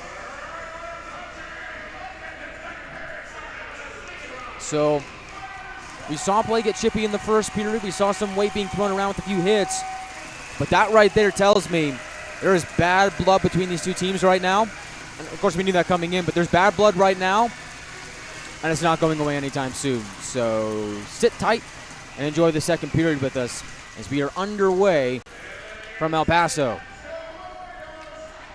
Rhinos from their own zone go D to D. Fresh sheet of ice out there is in the neutral zone. Lund gets his pocket picked by McDonald. Rumbles into the attacking zone. Jack Ivey across. Ben Ivey backhand, and he just barely missed the net. Couldn't get the handle on it at the last second. Blame it on that fresh sheet of ice. Oh, so slippery. Jack Ivey to McDonald towards the middle again, looking for Ben Ivey, and he can't fire it home. Left point, Doherty breaks a stick. Rhinos go the other way. They've got numbers. Triggs, left side. Drop pass, Lindsay, across. And fanning on the shot was Lund. And in the neutral zone, the Wranglers go the other way. Big transition game here as the Rhinos are able to shut them down at the blue line. Matthews, right side, Lund. Gets decked at the blue line as Ben Ivey was in the area. As he was able to divorce him from the puck. Rhinos regain possession. Left side, it's Reed. Will work it down low. Bajer sends it across towards the far side wall.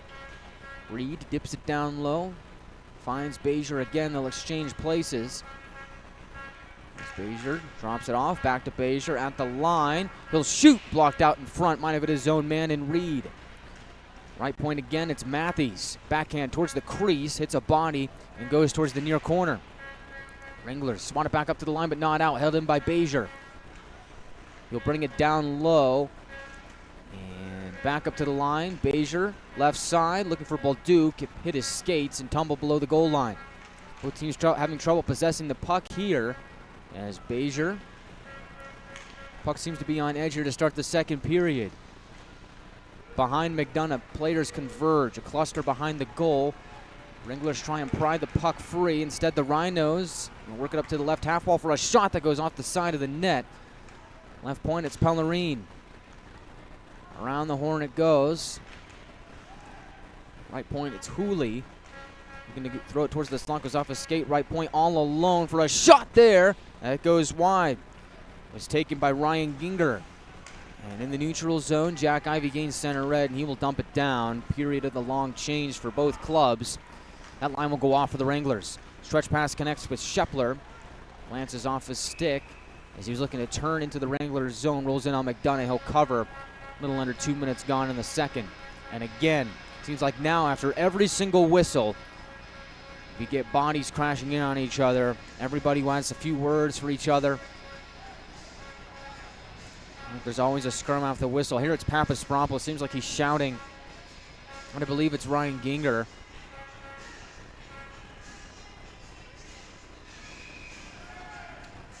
High drama here in Rhino country. We got a lot of hockey left to be played here tonight.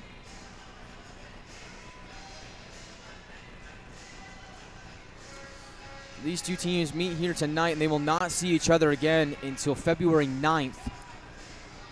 Right back here in this building for a two-game set.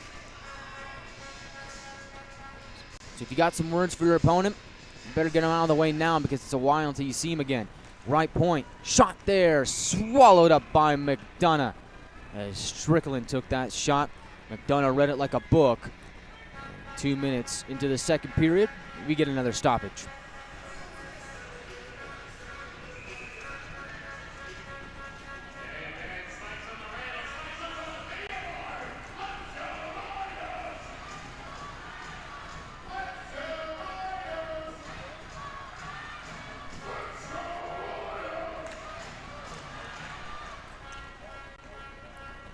Draw is won by the Wranglers.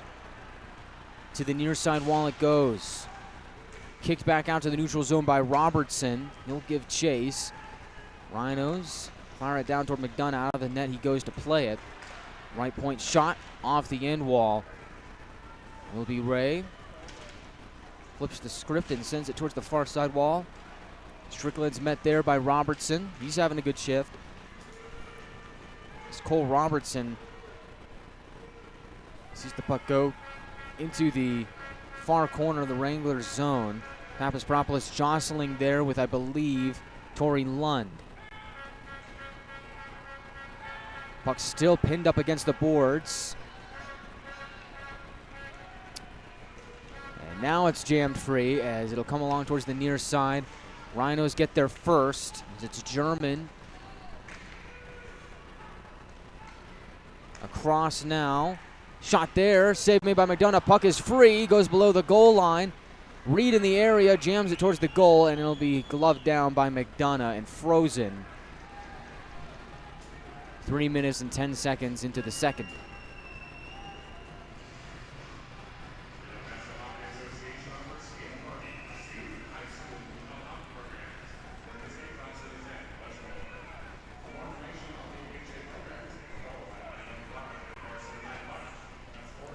Wranglers are going to get a wholesale change here as the McNaughton line with Gerhard and Stepanek comes on.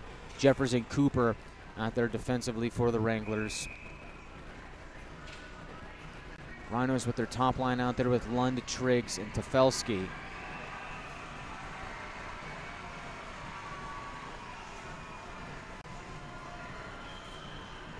At the start of the play, the stick of Gerhard breaks, and so he will do a little bit of a walk of shame back towards the bench to get a new one.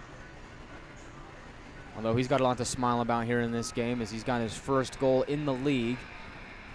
And so now with a fresh twig, he will head back out. And we should be good to go to resume second period action.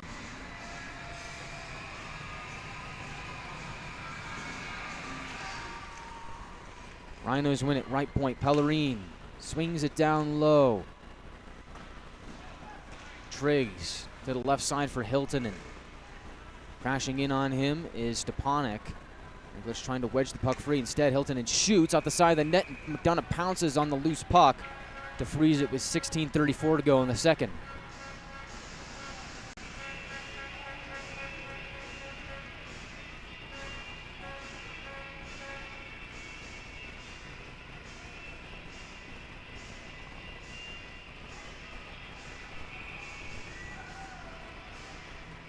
Seems like the time between whistles just gets longer and longer.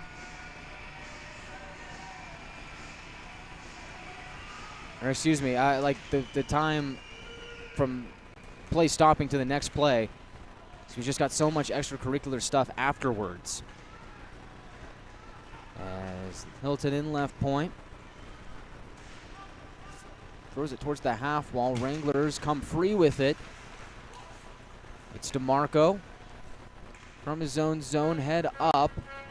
Veteran D-man looking for Stepanek in the neutral zone. He couldn't handle the pass, and the Rhinos will shovel it back down towards McDonough. He will flip it up to the right point, but not out. Held in by German. Finds a shooter towards the circle, and the shot screams wide. Matthews towards the goal. Blocked away by McDonough. Rhinos still holding it in. Left point, Matthews again. Fans on the shot. DeMarco comes away with the puck, stolen back by Bolduc to the slot, shoots, and it rolled off his stick at the last second. Bolduc to the right point, looking for German. Puck bouncing, and the Wranglers are able to corral it and get it back out to center. Matthews off the near wall for Bezier. Now Bolduc chasing it down low. He'll backhand it around for Reed. Goes by Gerhard. Reed to the goal. Behind the net he goes. A.J. Reed, left point for Hiltonen. To the half wall. Bolduc across. Shot there, and McDonough makes the save. And the puck is still free. Maguire, stretch pass. Goes off the body in the neutral zone. Rhinos right back on the attack. It's Bolduc shimming his way into the Wranglers zone. To the middle it goes. Reed shoots and scores.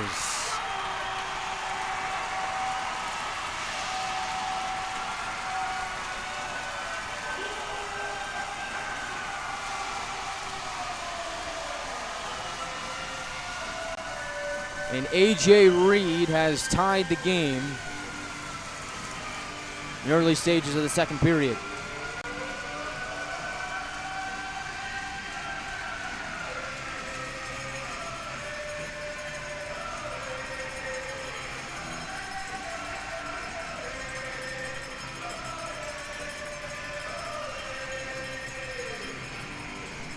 For A.J. Reed, that's going to be his second goal of the season. Picks up point number 9 on the year in his 24th game of the season. That's the goal that's tying the game up at 1. And again, one of those plays where the puck was along the near side wall. Rhinos win that puck battle along the boards. Able to find Reed in the slot. He drives towards the net. He's able to fire it top shelf for the game-tying goal.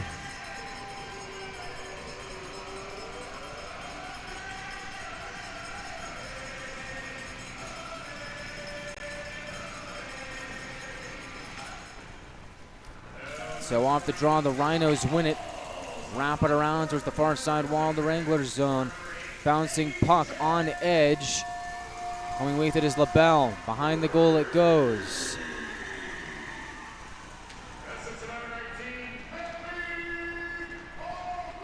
Bolduc will pick up the primary assist on the Reed goal.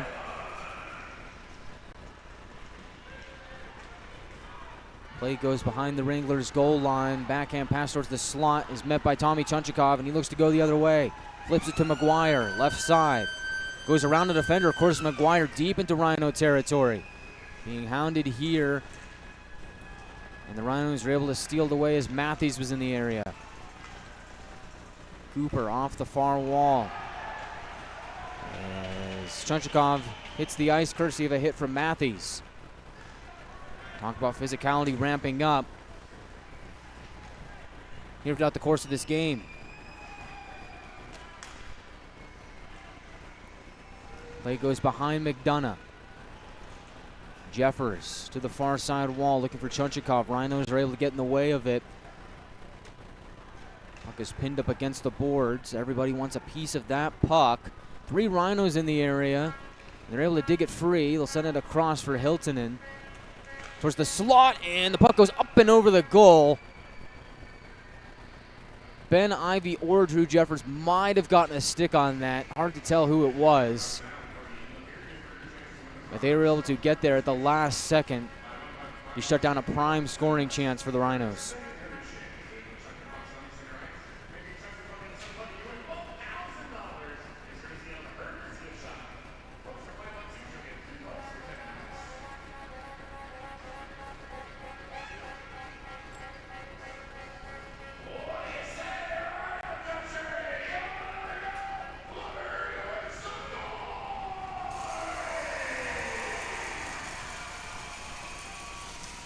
Draw will be to the right of Connor McDonough, near circle of the Wranglers zone.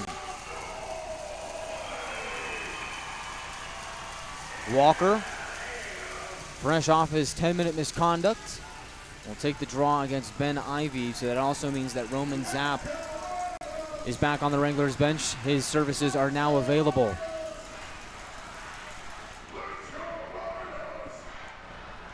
Right wing Jack Ivy to the neutral zone for Chunchikov. Batted down by a Rhino, and that's going to be a hand pass. At 13:22 to go in the second.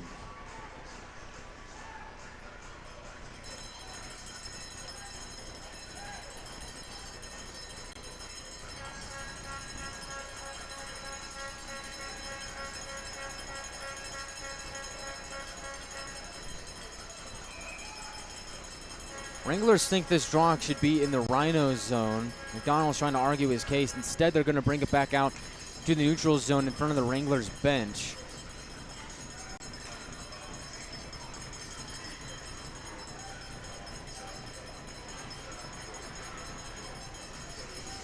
Ben Ivy will take it against Medrick Bolduc. And Ben wins it. Wranglers go D to D as Cooper fires it in. Jack Ivy meets it, throws it towards the blue paint, and it'll be quickly gloved down by DePape with 13:13 to go in the second.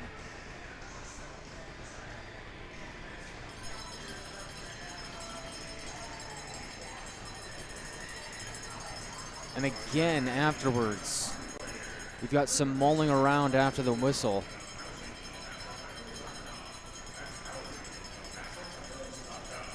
Starting to become a theme here in this game.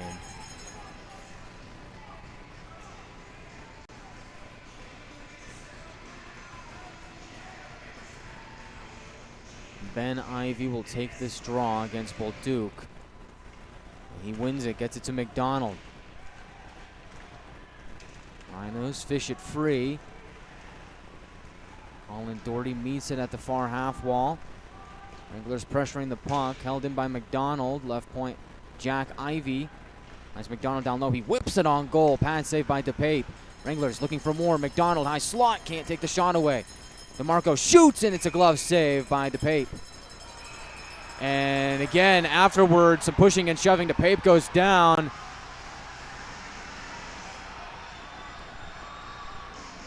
And are we going to have a fight here? Looks like Jack Ivy's tied up with German. Nobody's dropped the gloves. A few helmets have flown off, but no technical fights as the linesmen have gotten away with a few of them. Jack Ivy jostling still with German.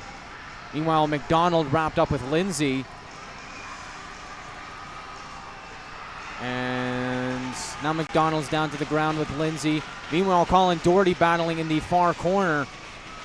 Hard to say who he's tied up with, but Colin Doherty looking to try and get some punches in. Meanwhile, Ben Ivy getting a few punches in as he goes down.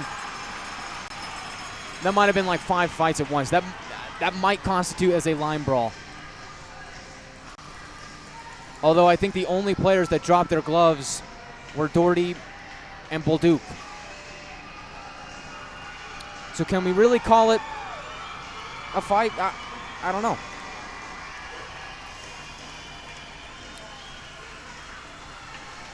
What I do know is that the officials will have a lot of work on their hands to try and sort this out. Meanwhile, Pellerine for the Rhinos is over there scooping up loose equipment. Might as well make him the assistant equipment manager for the Rhinos, as now some Wranglers will come in and scoop up their own equipment.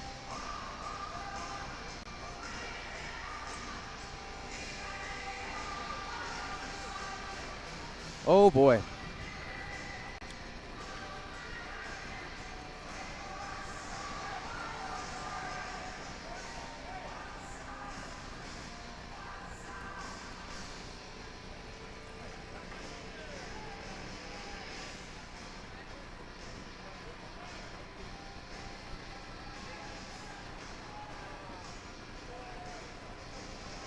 Yeah, I think this might take a while. I'm going to peek down and see what they got written down on the sheet. Seems like they're in the process of writing down a laundry list of everything that everybody did wrong. You know, Christmas time is right around the corner.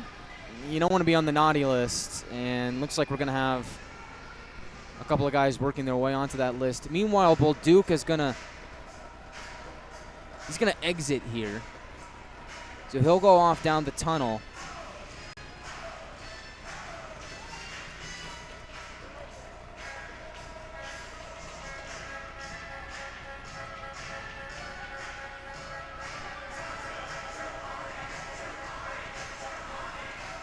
As they're just trying to sort out this whole mess here.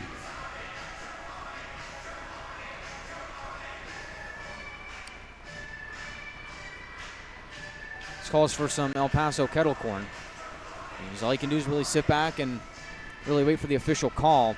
Although we see that feistiness ramping up throughout the course of this game as Doherty got swung down to the ice by, looked like Bolduc. So Bolduc's out. Let's see if Doherty is still on the bench for the Wranglers. I don't see him. In the meantime, McDonald's in the penalty box for Amarillo, and German's in for El Paso. I indeed see Colin Doherty off the ice by the Wranglers locker room, so he's out of the game right now.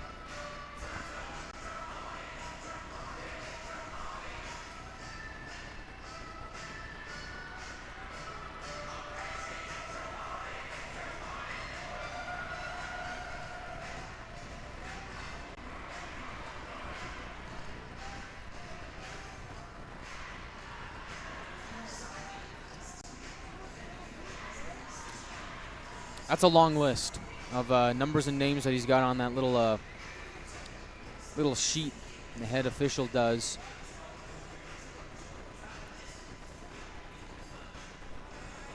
Looks like they're getting close to wrapping this thing up. Maybe he's got like a full page of stuff written down on there. And you know, with a lengthy delay like this, some serious stuff went down. Good time for us to recap the scoring. As Grayson Gerhard opened the scoring, with 8:47 to go in the first. He gets his first goal in the league. Assist coming from Connor McNaughton. It's the goal that made it 1-0 in the first. In the second, a little under 5 minutes in, A.J. Reed ties the game up at 1 from Medrick Bolduc to make it a 1-1 game, and that's currently where we sit. Although, we've been talking about throughout this whole delay, there's been a lot of physical play ramping out throughout the course of this game. We saw it last night. There's some pretty big hits on both sides, and then here tonight, it is just exponential in how much the physicality ramped up. And of course, we get to this point where after that last whistle, everybody kind of just finds a dance partner, starts scuffling around, and one thing leads to another, and we get to this.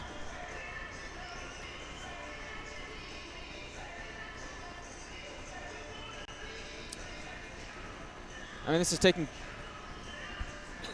quite enough time to the fact that some players are just starting to skate around and warm up and keep their muscles loose. Saw Zap take a few laps. Papaspropoulos still out there. Oh, Gerhard's going to meander his way around. A couple Rhinos have done the same as Ginger goes to the neutral zone. Now you got Pellerine skating around. McDonough's just chilling over there between the pipes. Got his mask off, water in hand. He's got some refreshments. We're all just kind of waiting out. See, now they got the line chart out. They're trying to figure out the numbers of who did what. They've got a line chart out there. They're looking at the line chart with some assistants to try and figure out who was the culprit, who did what. And then in the meantime, you've got Frank Defelski, looks bored out of his mind right now, at the scorer's table right next to Kyle DeMarco. We believe might have just been fake checking a watch. It's just kind of signify, like, can we hurry this up here? Quite some time. Quite some time. We'll step aside for just a few moments. Hopefully in about a minute or so we'll have some more clarity on what just went down. It's a 1-1 game from El Paso. We'll be back in just a few moments on NATV and YouTube. This is Topi Puikkonen and you are listening to Wranglers Hockey on YouTube.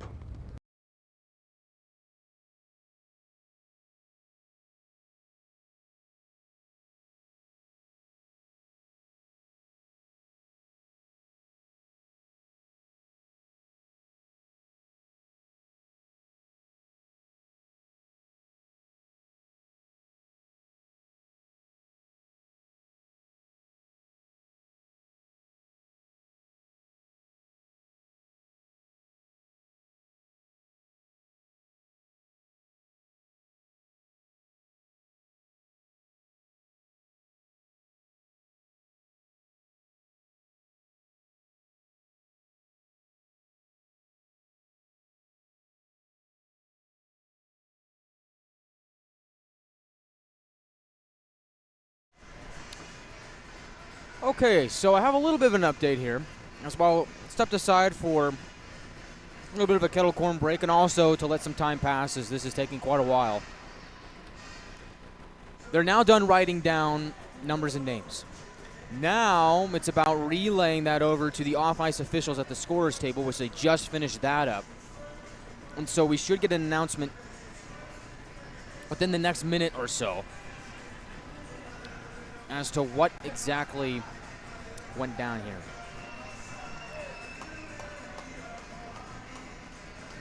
For the Wranglers in the penalty box, it's Ben Ivey and Jack McDonald.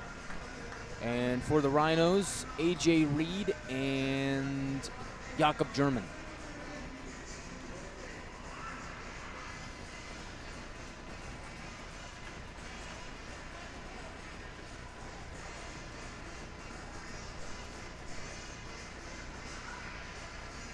And that's all I know right now. But it's an improvement from what we didn't know a couple minutes ago. So we're slowly getting there.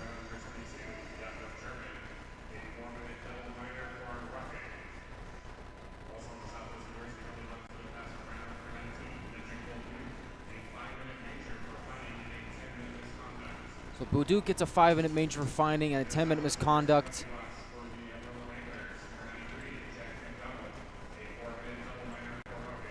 McDonald gets 4 minutes.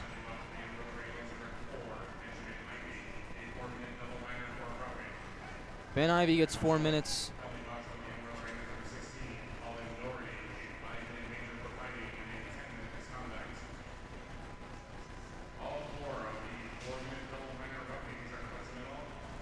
And okay, so it looks like everybody that's in the penalty box right now, so Reed, German, Ben Ivey, and Jack McDonald each got a 4-minute double minor for, I believe it was roughing. Yes, roughing. Doherty and Bolduc got 5 minutes for fighting and a 10-minute misconduct, which is why they both left the game. And I think that's that. And so after all that, we're still 5-on-5. Go figure. Players resumed as in the neutral zone, it's Drew Jeffers. Cross towards Cooper. The Wranglers dump it in. It's the Pape. Tries to slow it down. Pellerine in the area. He gets checked there by Papaspropoulos. And Zapp is able to poke it free. Wranglers aggressive here on the forecheck. Looking to steal the puck away. And now we get a whistle here. Ginger went down in front of the Wranglers bench. So Ryan Ginger now back up to his feet.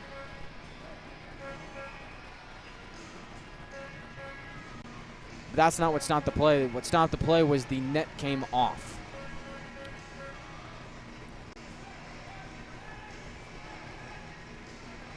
And so they'll attend to that.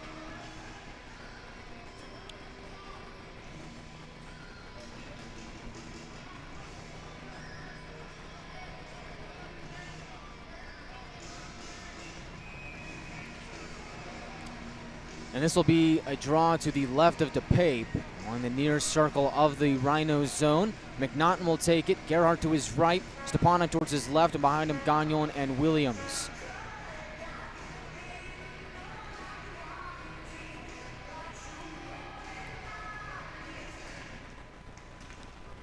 Tied up off the draw, coming free Stepanek towards the goal and takes a shot and went over the pipes. Williams keeps it in. Rhinos get the puck back and through center. It's LaBelle with speed towards his right. Shot there, swallowed up by McDonough. There's a good look there from Eddie Shepler. Connor McDonough was ready for it all the way. It's the Rhinos' 10th shot of the night. Shots are 10-7 in favor of El Paso. 1-1 game.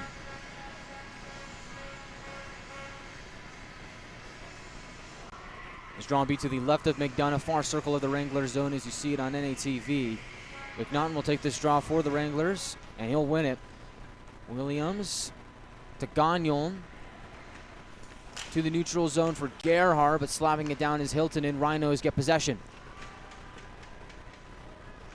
Dump and chase, Gagnon first man on it. Rhinos whip a shot on goal. McDonough makes the save, puck is loose, he tries to poke it free. Rhinos crash the net and somehow it stays out.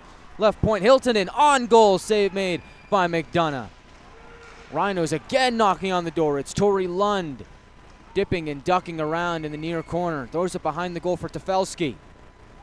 Up along the near side wall, turns and shoots, and a save made by McDonough. Behind the net, it's Lund once more. Right point, Lindsay walks the line and fires. McDonough gets a piece of it. Second chance is blocked by McNaughton on the shot from Hiltonen.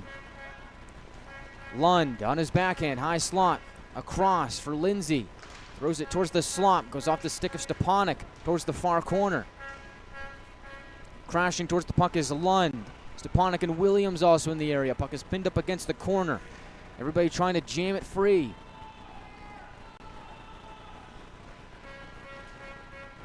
Puck squeaks out along the far side wall. Rhinos hold it in. Shot from the right point, bouncing, goes towards the near corner. Wranglers try and hoist it out, but again the Rhinos are able to get a body in front of it and hold it in. And now finally Gagnon will sky it towards the neutral zone. It'll take a few bounces and roll towards the Rhinos zone. No icing on the Wranglers. Rhinos back in the attack, stymied by Cooper. He'll race the other way. Bryce Cooper down the left side to the goal. Cooper gets poke checked there by DePape. He crashes into the goalie. The net is off, and now more chaos ensues. As Maguire and Bezier have dropped the gloves, they're going to fight. Chunchikov fighting in the far corner. We got two fights at once, and they both swing their man down to the ground. Unbelievable. Maguire still trying to get a few shots in. Chunchikov saying, "You want some more?" That's unbelievable. Tommy Chunchikov has got the jersey of Willoughby Ray over his head. Two fights at once. It's two for the price of one. And the Wranglers win them both.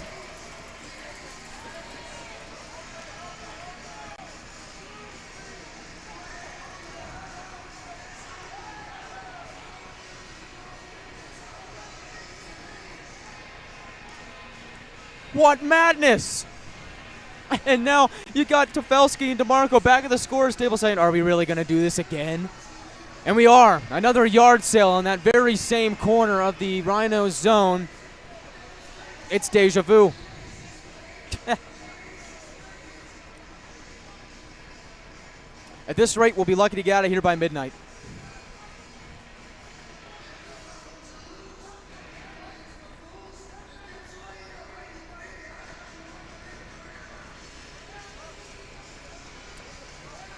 Yeah, this is going to call for another kettle corn break, I believe. We got the time. It's a crowded room down there in the penalty box, as now Maguire joins Ben, Ivey, and McDonald, as does Cooper. And I can't even make out the Rhinos that are in the penalty box because there's just so many in there, but I see Willoughby Ray, Reed, German, and Bezier. There you go. So 4 in each box on either side.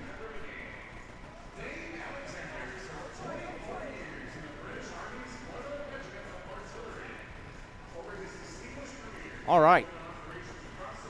Looks like they're rolling through this a lot quicker than they did the last time. And it looks like, hey, wait a minute. I'm gonna get some kettle corn here. Wait a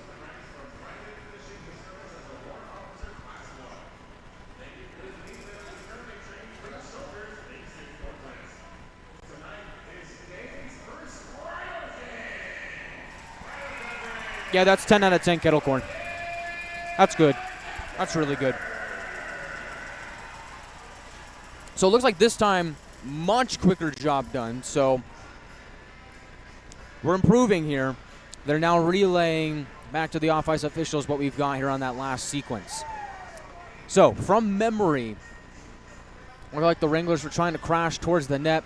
Looked like it was Bryce Cooper racing down the left side wall, just trying to drive towards the net. This is one of the plays in hockey where I personally, it's kind of one of those plays where if you call goaltender interference on the guy that's driving towards the net, I mean, it's a guy that's moving with speed towards a stationary object in the goaltender. It's very tough to the point where it's like, what do you want him to do? Like, where's he supposed to go? I don't know. But anyway, on that last play, Cooper's driving towards the net. He runs into DePape, who's trying to poke check the puck away from Cooper. So Cooper tumbles into DePape. They both go down. And then afterwards, everybody else takes offense to what just happened. And that's where you get the two fights at once, where Tommy Chunchikov is fighting Willoughby Ray. He's got the jersey up over his head, like a bully in 3rd grade, just spanking the crap out of him on that fight. And then on this next one, you've got Corson Maguire, who's just hammering it on Camden Bazier. Got to give the Wranglers credit. They can hang them. I mean, they can hang with them. They can throw the punches, and they did. They won both fights. So that's a moral victory in itself. I thought this was going to be a lot quicker than the last time, but you never know. I think now they might be second-guessing themselves, as now they're rechecking the little notepad. Aye. Oh, my goodness. What a game. Hey, we're just a little under halfway through this game. We still have so much time left to play here in this game. That's the crazy part. Is you think about everything that's just happened through the first about 30 minutes or so. I mean, 10:18 on the clock in the second period, so we're about halfway there. You think about everything that's happened through the first half of the game. You can only wonder and imagine what the next half is going to be like. And then that's not even getting started on the potential of overtime, which we had last night. So your guess is as good as mine. We're having some fun on a Saturday night. Wranglers and the Rhinos. Again, you got such a delay where McDonough's warming up in goal. Just trying to stay loose. You got a bunch of Wranglers mulling around outside the bench, kind of just skating around. Just trying to keep that blood flowing. And because, if you sit down for too long, your muscles are going to seize up. You come back out there, have potential of, maybe tweaking something. So everybody's just trying to stay loose right now.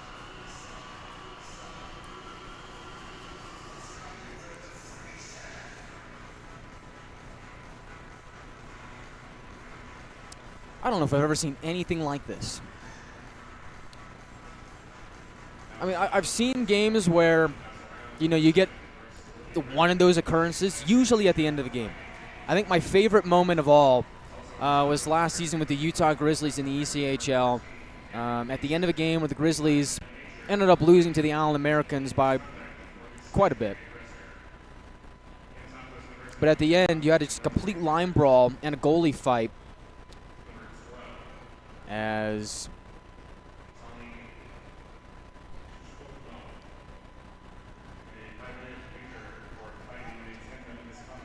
meanwhile, they're finally dishing out the sentences. It's going to be a very short bench for both teams here in the second period. So Corson Maguire gets a 5-minute major for finding in a game misconduct. So he's gone.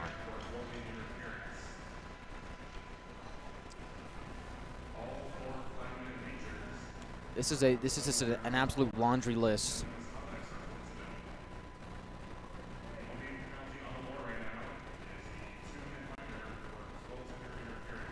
So out of all that, there's only one penalty on the board, and it belongs to Bryce Cooper. Everything else offsets, although we do have a few game misconducts that were handed out. First one was Corson Maguire. When I get the rest of them, I'll relay them back to you. But out of all that, everything else offsets, and the lone penalty goes to Cooper for goaltender interference, which again, it's one of those things where it's like, I understand you want to protect the goaltenders, and I'm all for that, but in a moment like that where the player's driving towards the net, I just don't know where's he supposed to go? How is he supposed to slow down? In a play like that, it's unintentional, so Just my 2 cents.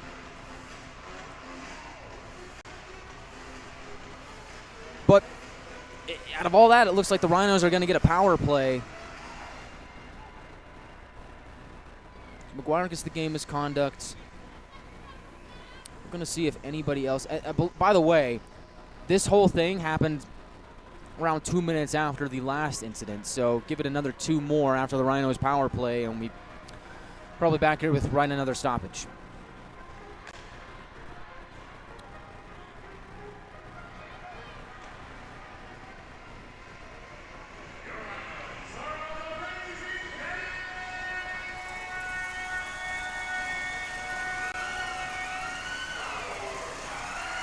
I think the Maguire game misconduct might be the only one on the board so far. There's so much to sort out that I'm not entirely sure, and I don't want to spread any misinformation. So for now, all I know is that Maguire has the game misconduct as Hiltonen, left point, on the power play to Lund. Pass is broken up, intended for Tefelsky by Jeffers. Puck squeaks out to the right point, handled by Hooley. Lund backhands it down, gets Tefelsky. Around the goal he goes. Frank Tefelsky towards the slot, and it's batted away by Jack Ivey. Good read there, read it like a book. That sends the puck back down towards the Rhinos zone. 30 seconds already killing off the power play. Is Hiltonen, drop pass in the neutral zone. Across it goes for Torrey Lund. He will give chase. It goes below the Wrangler goal line. Left point, Hiltonen all alone to the half wall. Back to Hiltonen. He'll walk the line. Across, calling for it was Hooley. He'll shoot! And a save made by McDonough. Looked like there might have been a deflection out in front, but not enough for it to make a difference as McDonough is able to make the save.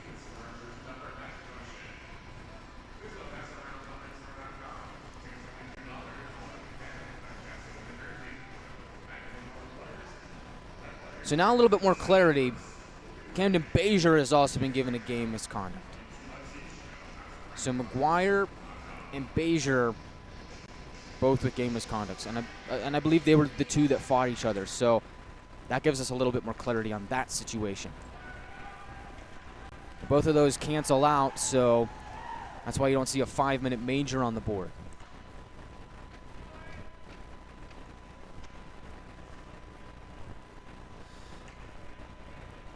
Anyway, back to El Paso. The Rhinos patiently waiting from behind their own goal to start another break it on the power play. 42 seconds remaining on that is through center. Rhinos delayed offside here as the pass went astray. Williams will elect to just fire it down past the Pape. Kill some more time.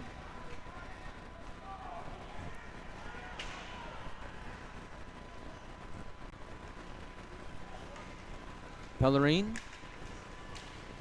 to Walker, into attacking territory, around the goal it goes. Right corner, Shepler swings it back along towards the near side, and that pass was too hot for the Rhinos to handle. They'll come back out to center, and applying the heat is Jack Ivey. Roman Zapp there with him. Rhinos down to buy it. Shepler below the goal line. We're back to 5-on-5. Gerhard's just meandering in the neutral zone. Wranglers can't get a stretch pass to him, though. The Rhinos continue to possess. Shot from the right point goes wide. As El Paso throws it through the middle, nobody home as Gerhard will chip it up to the neutral zone where Jack Ivey will send it down the length of the ice, but no icing here. Didn't have enough steam. 7:50 remaining in the second period. Wranglers get the successful penalty kill on the penalty to Cooper. Tefelsky dump and chase, and he wins that race. Williams defending in the area. Puck comes around towards the near side. Gerhard, an open space in his own zone. Plays it to the safety of Cooper. Onto the neutral zone. Pukkanen sees it bounce off his stick and out of play. With 7:26 to go in the third. And they announce in-house, it is a sellout here in El Paso. Talked about it in the pregame show. We've really been saying it all night long. It's a tough building to play in. Got to give credit to Rhinos fans. It's one of those buildings where they make a lot of noise.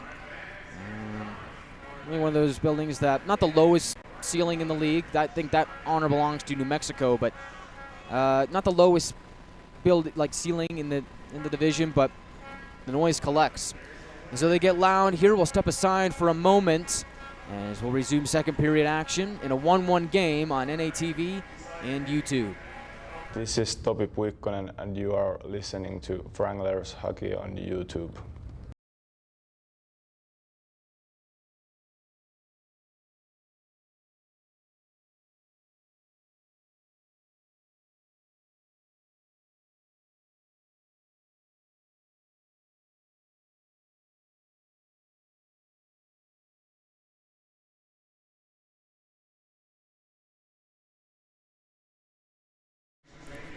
Welcome back to El Paso, 1-1 game. Little bit over the midway point of the second period. I think I've determined that after all this, I'm gonna write a book of my trip to El Paso. I think we're gonna call it 2 Nights in El Paso. I guess we're technically here for 3. So 3 nights in El Paso. Wranglers looking to escape with a victory.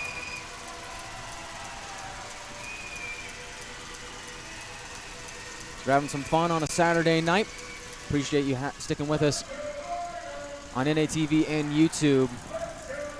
The Wranglers wrapping into the Rhinos zone. McDonald on the forecheck. Tries to pry it free off the end wall with some help from Jack Ivey. They're able to do so, but only for a brief moment. The puck bouncing around the Rhinos zone. Eventually Hilton is able to carry it through center. Into Wrangler territory. Hilton in towards his left to the slot. Reed with a shot, and it goes over the goal. McDonough might have gotten a piece of it. From their own zone, Wranglers captain Ben Ivey tips it as it trickles into the Rhino zone. El Paso escapes with it. Back out to center. DeMarco meets it at the red line. He settles it down, and he moves the other way. Sliding down the left wall, he's got Topi Puukkonen. DeMarco towards the slot, and he just couldn't tip it home. Pass from Puukkonen just bounced right in front of his stick. What a play there from Kyle DeMarco, though. As McDonough will field it from his own zone. Wranglers look to quickly swing ahead and break out again. Puck off the end wall. DePape slows it down. Hooley towards the right side. He's got Eddie Schepler in the neutral zone. He button hooks in the right corner. Drop pass towards the slot, intercepted by Puukkonen, and he will whack it back down to the Rhinos zone. It'll be an icing on the Wranglers with 5:58 to go in the second.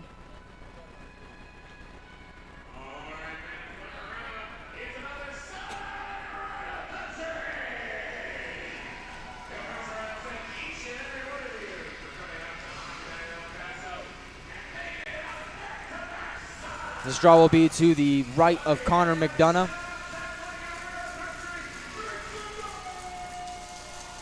Draw is won by El Paso. Pellerine shoots, and McDonough makes the save, and it goes wide. LaBelle, right corner. Zapp stepping on his shadow. Pellerine, high slot, shoots, and it's blocked by Papaspropoulos. Second try. Goes down low. Williams directs it towards the near corner. Up to Papaspropoulos. Wranglers will escape their own zone. Turn it over the neutral zone. Tefelsky quickly glides into Wrangler territory, shoots, and it goes off the stick of Gagnon. His stick breaks, he chucks it aside. He's able to get in the way of Tefelsky to break up that next play. Without a stick, he's still doing good work. Rhinos still with the puck in the Wrangler zone. Gagnon still without a stick. As Strickland gets it right point for a snapshot in front and deflects in. Torrey Lund on the doorstep, down low on the Rhinos. Take a 2-1 lead.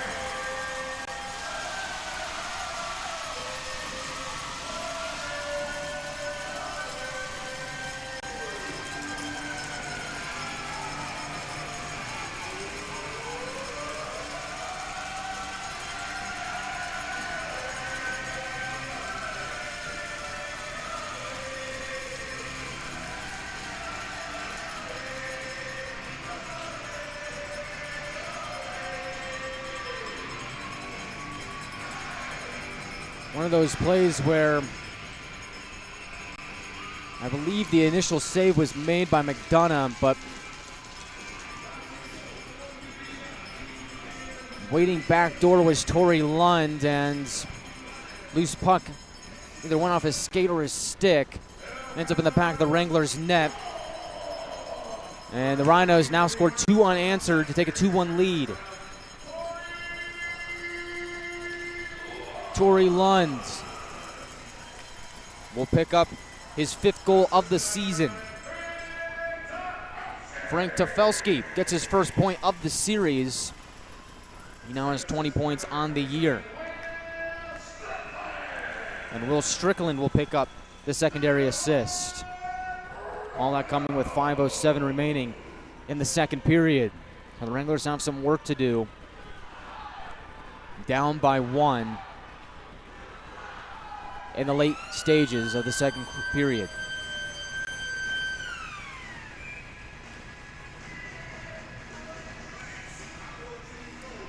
Offensive zone draw here for the Wranglers. Ben Ivey will take it against Walker.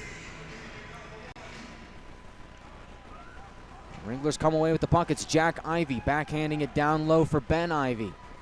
Feeling the pressure of Walker, he's able to slide by and chip it ahead for McDonald.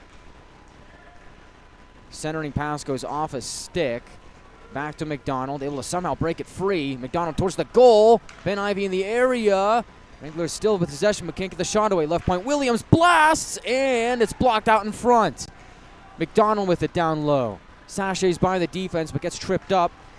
And no call is made, but the Wranglers fire another shot on goal. Blocker saved by DePape. Right wing side, Wranglers crashing in on the puck. Aggressive here to try and get that goal back. Turnover at center. Here comes Shepler. Shooting save made by McDonough. Rebound somehow across to make the second save, and the Rhinos can't cash in. My goodness. It's McDonough magic. Somehow gets across to make the save, and the Rhinos miss an empty net.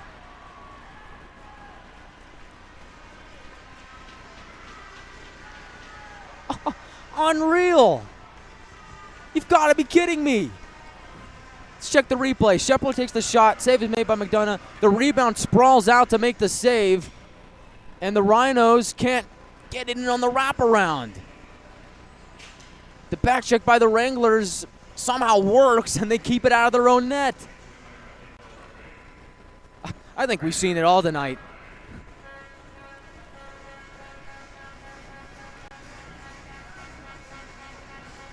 Wow. Still a 2-1 game for the Rhinos, although the Wranglers evaded a lot of danger on that last play. Still only down by 1. Drew Jeffers, from the comfort of his own zone, will look to start a breakout here for Amarillo. Drop pass for Stepanek. He'll swing it back for Zapp. Exchanges with Jeffers. And he will charge up the left side wall. Jeffers pinching down low. It's met there by Pellerine. McNaughton also in the area. A couple guys below the goal line. Papaspropoulos, left wing, curls at the point. Across Zapp, one-timer, and it just screeches wide. Left point again is Papaspropoulos. Across, Zapp, towards the middle, and sprawling out to make the block is Pellerine. Jeffers towards the slot. Stepanek can't bat it down. Matthews crashed in on by McNaughton. Wranglers applying the heat here, held in left point by Papaspropoulos. He gets ran into there by Tafelski. Wranglers keep possession, though, as Jeffers is able to skate it free. Left side, Papaspropoulos again, back to his feet, looking to get things rolling for Amarillo. Rhinos get it back out to the neutral zone where it's Frank Tafelski trying to pancake it into the Wranglers zone. Wranglers snuff it out and go the other way. Jack Ivey to Zapp toward the goal, and he just couldn't connect with McNaughton. Glanced off his skate. Left point, Stepanek. Wranglers knocking on the door. Jack Ivey shooting, blocked. Puck comes back to him. Right side, Puukkonen to the circle. Settles the puck down low for McNaughton. Back to Ben Ivey at the line. Gagnon holds it in. Gets ran into. Puukkonen to Ben Ivey. Across, and he just couldn't connect with Jack Ivey on that play. He's got it on a stick, though. High slot shooting, and it goes over the net. Puck out in front, scooped away by the Rhinos, held. He just couldn't hold it at the right point. Looked like Jack Ivey was in the area, but Just topped over his stick at the last second. What a sequence there for the Wranglers. That's just what the doctor ordered. They did everything right, but score a goal.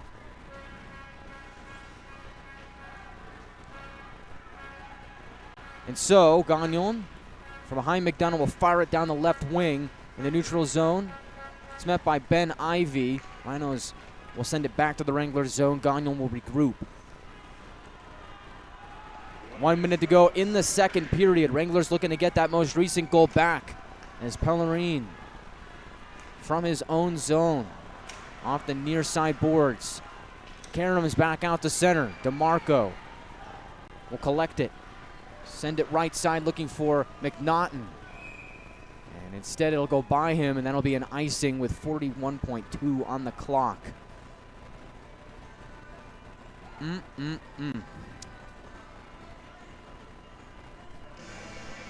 Good action from the Wranglers here in the late stages of the second period. I mean, that's really the response that you want. If you're a coach, if you're a fan, that's what you want to see from the Wranglers is, okay, we just let in that goal at the Torrey Lund.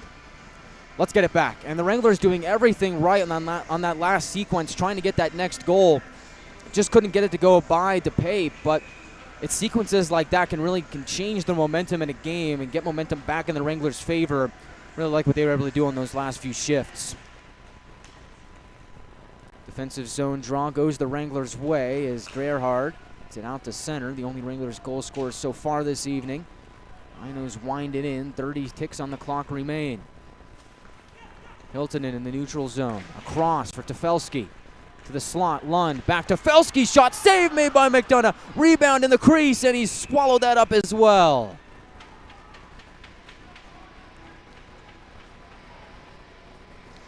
.5 on the clock. Couple big saves from Connor McDonough here in the second period. They kept this game in check for the Wranglers. Look at the shot count, 19-8 in favor of the Rhinos here on the in-arena scoreboard. But on the bright side, it only takes one shot to tie the game up.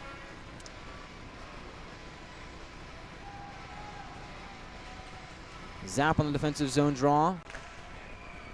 Sends it to the corner. Tefelsky centering pass broken up by Zap. As it'll come back out to center. Triggs will scoop it up. Rhinos quickly trying to get one last gasp here in the second period. As looks like they're not going to be able to do it, as that'll do it for second period action from El Paso.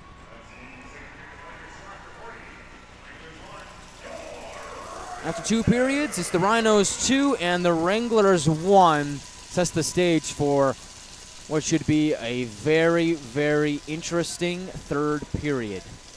High drama here from El Paso. Don't go anywhere. We'll have the second intermission report coming up next on NATV and YouTube, where we'll recap all the scoring, look at the penalties that occurred in the second period. We'll preview the third period, and I'll have some more kettle corn.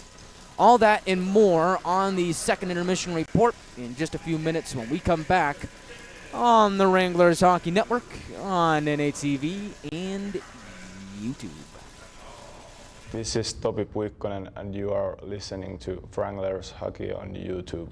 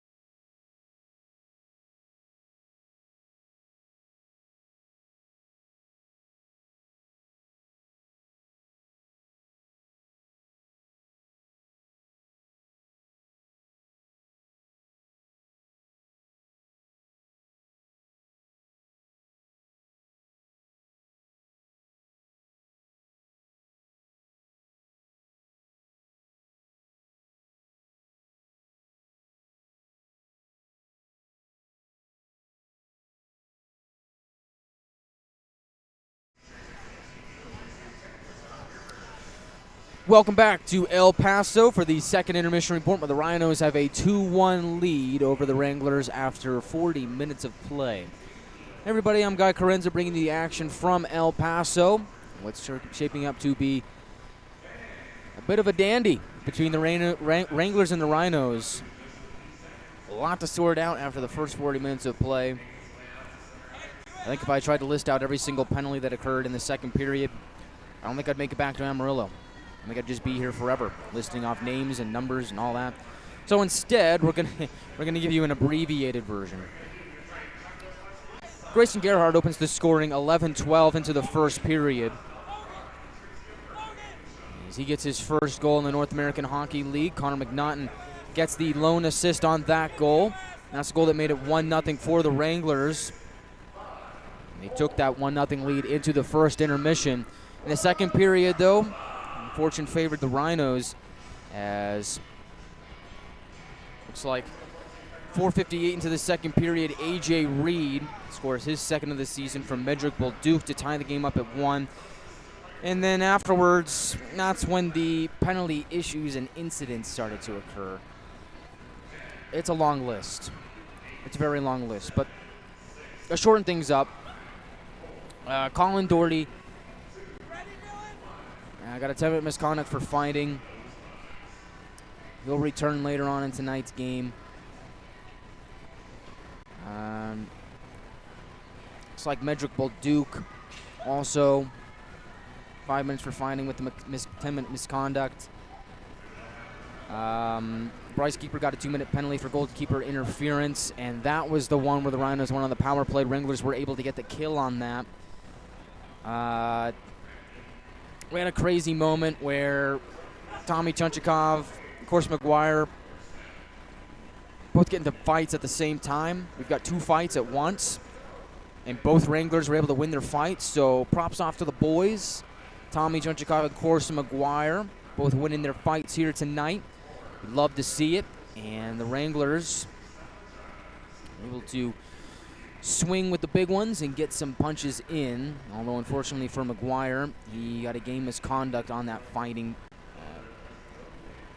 major, and so he's out for the rest of the game, as is Camden Bazier, who's the guy that Maguire fought. So both guys have been ejected from the game. They will not return. And then amongst other things, a few more penalties here and there, a few more misconducts here and there. All in all, though, 2-1 Rhinos after 2 periods of play.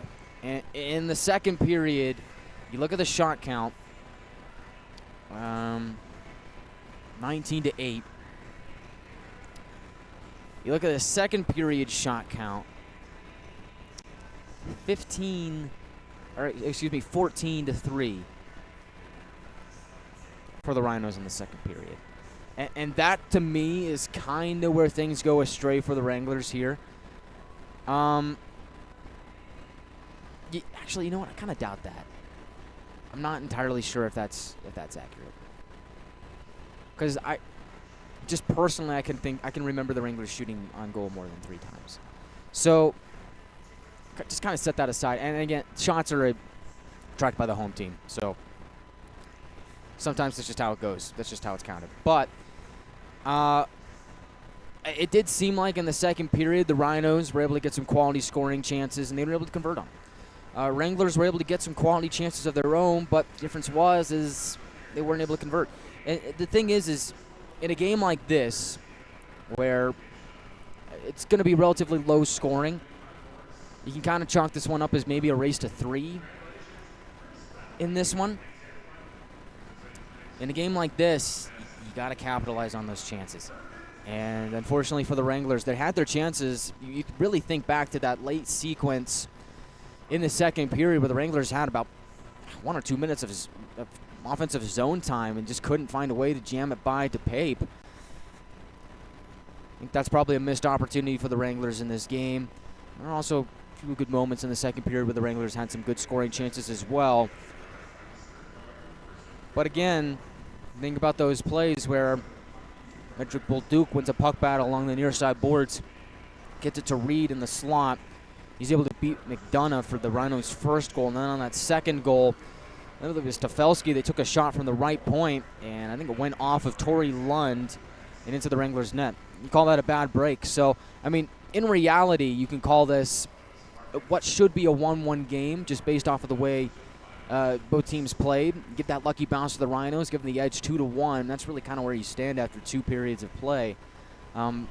But the game stops for no one. You know, lucky bounce or not, the Wranglers got to find a way to get pucks bouncing their own way. And I really liked that last sequence of the second period where the Wranglers had that sustained offensive zone time. That's something that I was looking for last night from the Wranglers in that 2-1 overtime loss. Was could the Wranglers find a way to get that sustained offensive zone time and really start generating chances on DePape?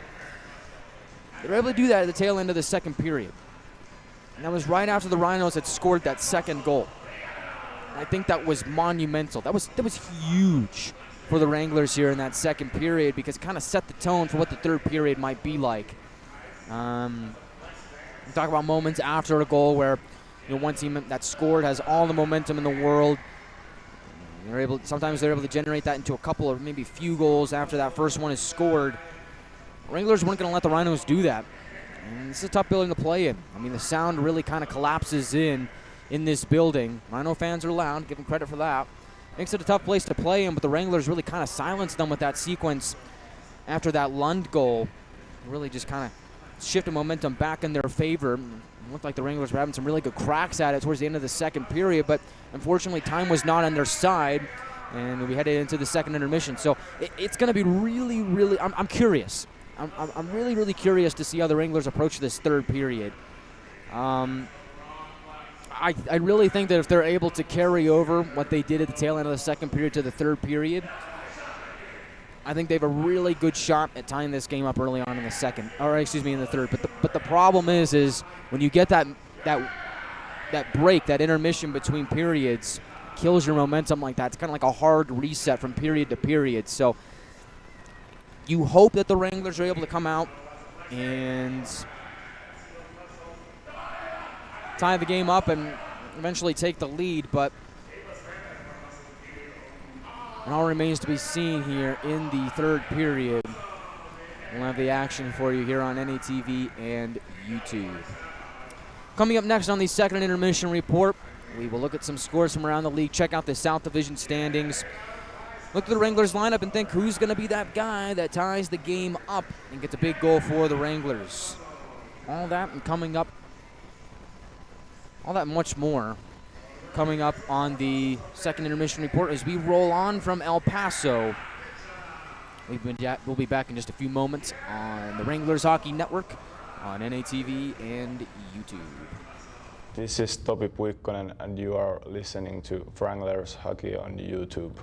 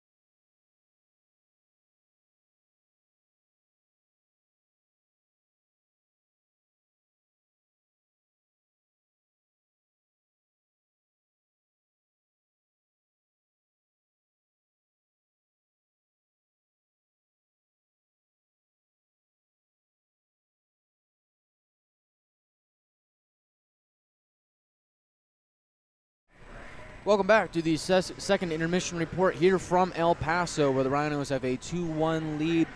Having some fun down here in the it's like the arm of Texas. Is this the arm of Texas? Is that corner of New Mexico that makes up the Panhandle? Is that the armpit of Texas? I don't know. I'm not from Texas. What I do know is that the Wranglers have a big third period up in store. What I also know is that the kettle corn in El Paso definitely lived up to the hype. Thank you to whoever brought me that kettle corn. Been munching on it through the whistles, or really I guess through the stoppages of play. We got the media timeouts, although there were a few moments where caught me lacking during the prolonged stoppages of play, where we had those fights and such, those yard sales. We just got a bunch of equipment laying out on the ice. So it's been fun. It's been a fun night here in El Paso. I think I'm going to write a book on it. Call it 3 Nights in El Paso. I'm just going to be a recap of my first trip to El Paso, Texas. A lot of fun here as we'll look at some scores from around the league. We got some good action going on around the North American Hockey League. Let's check it out. Just going to focus on the South Division because, well, we're in the South Division. And until playoffs, nothing else really is my concern. So, over at Greeley Ice House, the Colorado Grits fall to the Corpus Christi Ice Rays. Ice Rays open up a can on the Colorado Grit. They win 7-3. Looks like only one guy looks like Pearson Sobush had a hat trick. He was the only guy with multiple goals in that game for Corpus Christi. So Pearson Sobush with a hat trick lifts Corpus Christi to a 7-3 victory over the Colorado Grit.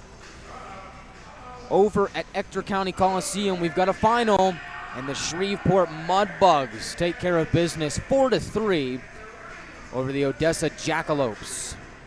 And they do win in regulation. So for Shreveport, they will move up in the South Division standings. For Odessa, they'll be left looking for answers tomorrow when they play the Wranglers on Sunday afternoon.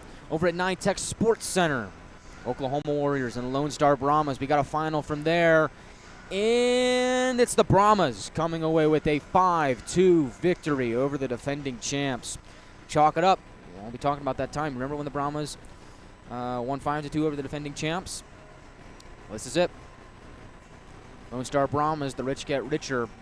They'll sit pretty atop the South Division. Oklahoma will stand stagnant at 26 points in the South Division. And, of course, the only other game in the South Division going on right now is our game. So, Rhinos and the Wranglers. So, if you're a fan of another team around the division, welcome. Happy to have you here on NATV or wherever you're listening from. Hope you're having a good Thanksgiving weekend. By the way, I've been saying this over the last couple of days. By the way, I finally figured out what the day after the Saturday after Thanksgiving is called, because I knew Black Friday was called Black Friday, but I knew there was something that they called that Sunday, and I was like, I can't figure out what it is. Small Business Saturday. Small Business Saturday. So if you know somebody that runs a small local business, go support them. I love supporting local businesses, man. And let me tell you something. There are so many great local businesses, some small businesses around Amarillo. So go check them out. Go support them. Show them all the love in the world. It's just the season of giving. Oh, my gosh. We're almost on to Christmas time. We're almost on to December. Oh, my goodness. Can you believe that? Can you believe that? That's crazy. But if you look at the season so far, Wranglers doing pretty good so far. Winning record heading into December. It's one of those things where it kind of creeps up on you, but Wranglers had a pretty good month of September, good month of October. November coming towards its end, but the Wranglers go 4-2 in September, 5-3-1 in October, and so far they're 3-2-2 in November. So I think if you could string up a few wins here to end the month of November, be in the top 4 of the South Division, you sit in pretty good shape heading towards Christmas time. And really, for me as a broadcaster, it's kind of like you end up around Christmas time, New Year's time. That's kind of when you try and assess and kind of figure out, okay, well, now we kind of know who's for real, who's pretenders, who's contenders, and all that. this is about the time of year where you kind of start to see teams kind of separate themselves from the pack. We're starting to see Lone Stars start to do that in the South Division. But really around that midway point of the season, New Year's, Christmas, that's when you kind of can tell who's a contender, who's a pretender, and who's just trying to push to make the playoffs. Well, look at the South Division standings after a busy night in the league. We'll give it a refresh, get some updated standings, and see what we got going on here. As the Brahmas now hit 40 points on the year, they're the first team in the entire league to do so. Although they have played 27 games, which is the most out of anybody in the league. So take that as you will. Brahmas improved to 19-6-0-2 with their win over Oklahoma this evening. El Paso in second place with 29 points. Shreveport in third place, tied for second with 29 points. New Mexico in fourth place, tied for second with 29 points. So you got a three-way tie for second right now. The Wranglers come away with a victory here in regulation against the Rhinos. You got a four-way tie for second. If the Rhinos win in any fashion, or they pick up a point by virtue of a overtime or shootout loss, they will have sole possession of the second place slot in the South Division. Oklahoma losing tonight means that they sit at 6th. They can't go up or down. And that's it. That's your action around the South Division here this evening on Small Business Saturday. I wonder if they call that Sunday anything either. I know there's Cyber Monday, there's Thanksgiving, Black Friday, Small Business Saturday, and then Cyber Monday. I don't know if that Sunday has a name or not. We might just find a way. We might just have to make a name for it ourselves. Well, we'll be over at Ector County Coliseum tomorrow afternoon for a matchup between the Wranglers and the Jackalopes, which should be an exciting affair. Just a one-off. 2 games here in El Paso for the Wranglers. They'll head out over to Odessa tomorrow morning, play the Jackalopes, and then head home. So a bit of an interesting 3-game stretch here. Kind of unprecedented. I asked George, our equipment manager, has this happened very often? Because this is my first year in the league. And he said, no, this isn't common. It's a bit of an oddity for the Wranglers, but so far they're able to come away with 1 point in that last game against El Paso. They'll look to get a few more here with a victory tonight, but they're going to have to step up here in the third period and score a few more goals if they want to do so. So you look at the Wranglers lineup and say, all right, who's going to do it? Who's going to be the hero tonight? Because we know how good the Wranglers are in tight games. Despite falling last night in overtime, so far this season, the Wranglers are 10-2-3 in games that are decided by 1 or 2 goals. Only 2 of the Wranglers' 12 wins this season have come by a 3-plus goal margin, and those came over in Blaine, Minnesota for the NAHL Showcase. Amarillo was 4-3 in overtime and 3-0 in the shootout. So you got to figure it. The Wranglers can continue to keep this game close. There's a chance they can at least steal a point out of it. So you look down the lineup and say, all right, who's it going to be? Make your pick. A lot of really good names here on this roster for the Wranglers. To me, tonight, Jack McDonald. This is a guy that has really been buzzing throughout the course of the game. I like what Jack McDonald has done. He's going to be my pick to get that game-tying goal for the Wranglers, that second one on the board. But, I mean, you got a lot of really good picks on here. The Ben Ivy and Jack Ivy, the Ivy twins, seem to have psychic capabilities. They seem to know where each other are in every moment of the game. They're going to play a big factor here down this stretch for the Wranglers in this game. Topi Pukkanen, having a bit of a quiet night, but he's due for a goal. He's a good pick. Alex Papaspropoulos is very shifty with the puck on his stick. It could be him, although we saw a few guys scored their first career goals over the last couple of nights. Gerhard and Maguire doing so, although Maguire is out of the game with the game misconduct. So you look at a guy that slides up. Good thing the Wranglers dressed that extra forward, and Cole Robertson, he should slide in somewhere on one of those bottom 6 lines. So maybe it's Cole Robertson that gets that goal. Perhaps it's Alex Stepanek or maybe Tommy Chunchikov. He's well past due for a big-time goal. All that remains to be seen here in the third period as we'll look to see who will step up for the Wranglers and get that game-tying goal. One thing's for certain is Connor McDonough has been fantastic so far in tonight's game, stopping 17 of 19. He's been phenomenal, once again giving the Wranglers a chance to win. He's been the backbone of this team so far this season. They'll need to stand tall in the third period if the Wranglers want to come away with a victory.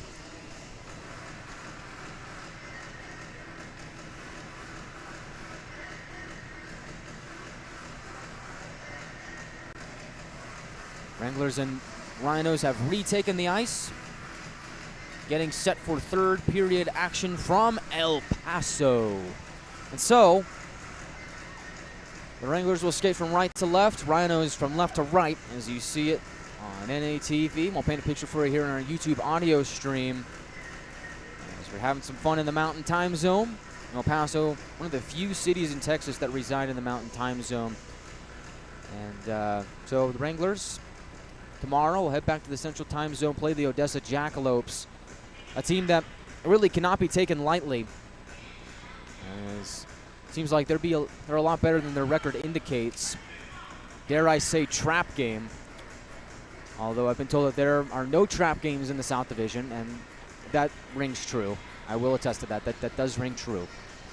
But it'll be an interesting matchup with the Jackalopes on a Sunday showdown on NATV and on YouTube audio stream. You can catch that tomorrow afternoon, 3 o'clock Central Time over at Edgar County Coliseum.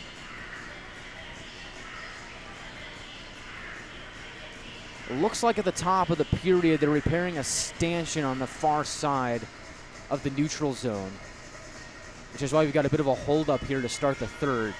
Meanwhile, you've got Tefelsky talking things over with the head official, Ben Ivey, eavesdropping in the area. Now he'll drift back towards his own zone.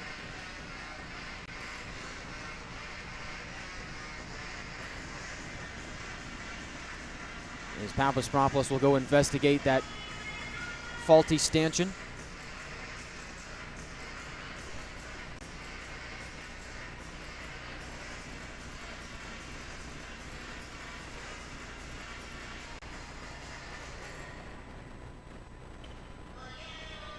And they're still working on it over there. Well, at the end of the second period, I said, I think I've seen it all. I was wrong. I will add this to the list. Add this to the book.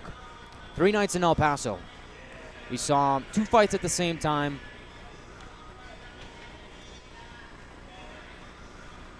A couple goals.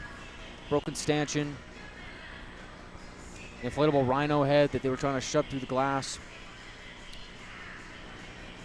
A lot. A lot of stuff. Look out for the book. It'll come. Maybe not this year, maybe next year, maybe sometime down the road. Look out for that book.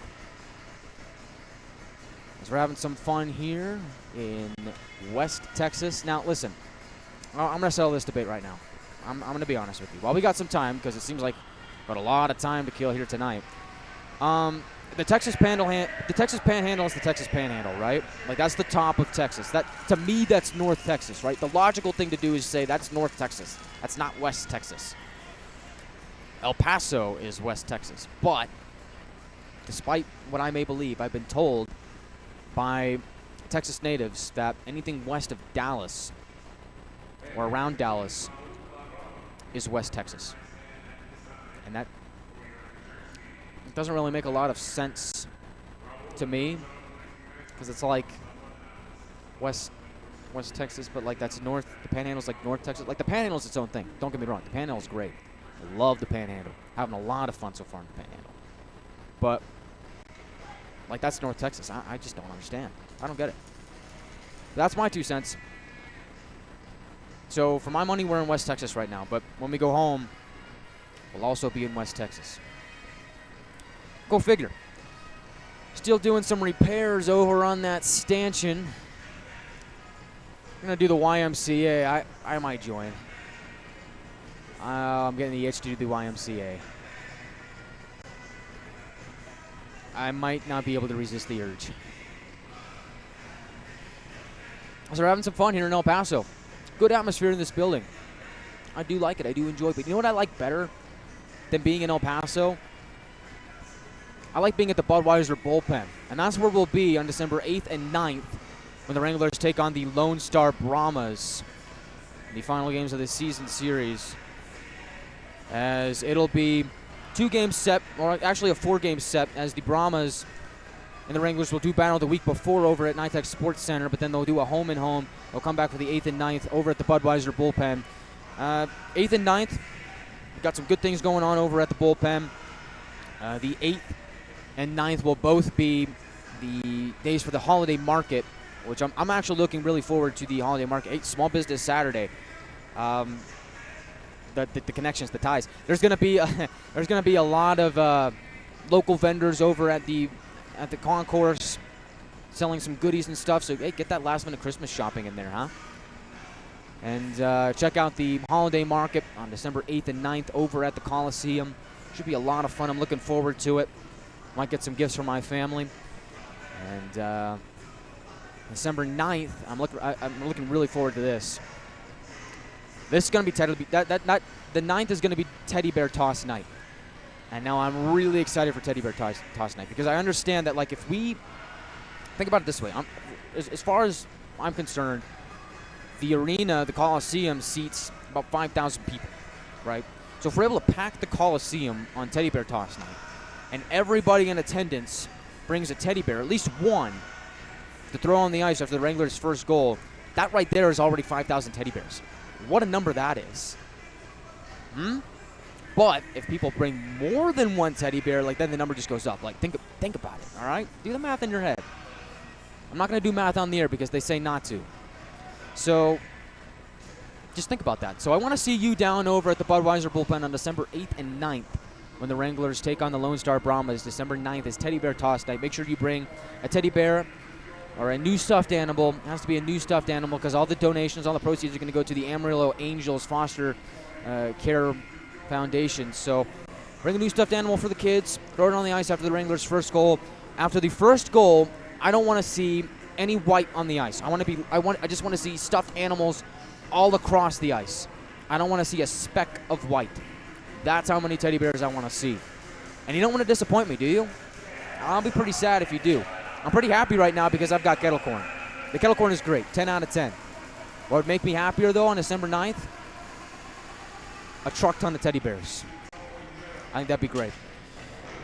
Looks like after all that and all my rambling on, thanks for sticking with me, by the way. After our third lengthy stoppage of the game, they fixed up that stanchion and we're ready for third period action.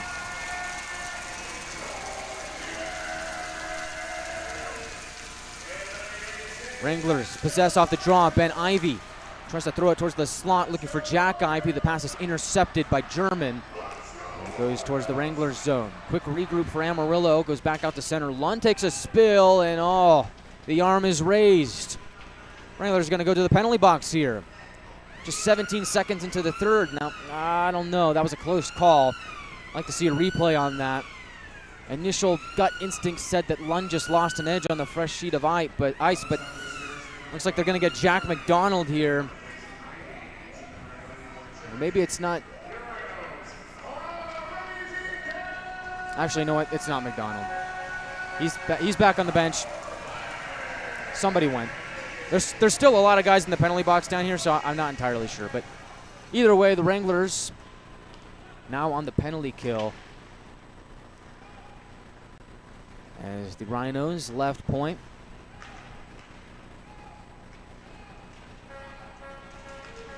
Down low, swing it down towards the right side. All alone is German, drifts towards the right point, now goes back towards the circle. Drops it off for Lund, across, connects with Tefelsky. Left point, shot there, stick away by McDonough. It's taken by Hiltonen. German walks the line towards his left, shooting, and it goes right into the belly of DeMarco, and he will clutch the puck and freeze it up. 54 seconds gone in the third period. 1:23 remaining on the penalty to Ben Ivey. Ben Ivey was the culprit.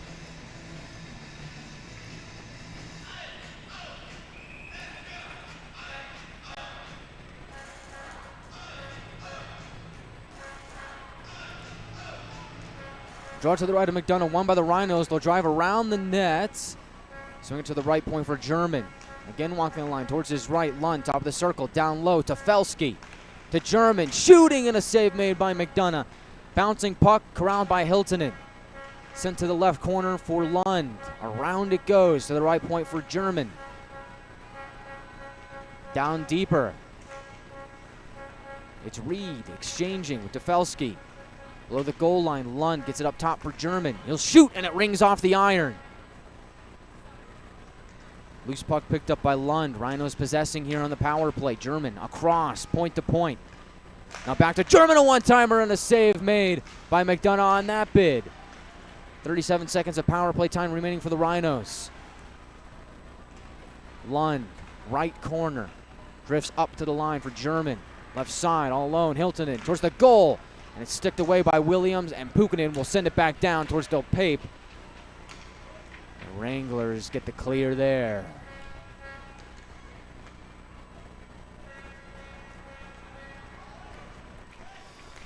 Rhinos charging up ahead in the waning moments of the power play. Shepler dump and chase. Jeffers first man on it. Puck is loose though. Scooped up to the line. Shot there by Pellerin, goes wide. Shepler twisting and turning below the Wrangler goal line. We're back to 5-on-5 as Ben Ivy's out of the box. Wranglers get it back out to center. Cooper couldn't handle that pass. He'll go after it and get it back.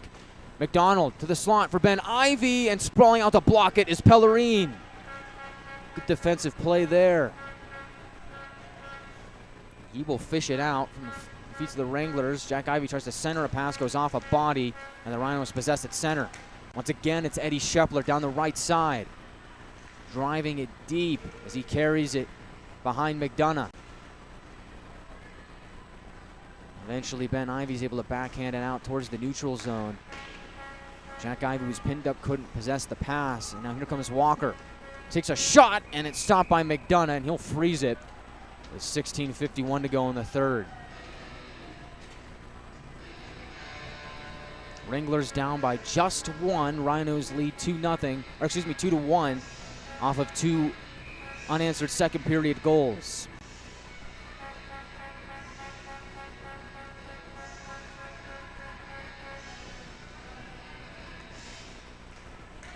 Off the draw, left point, Hiltonen shoots. Goes into a cluster of bodies and moves towards the right corner.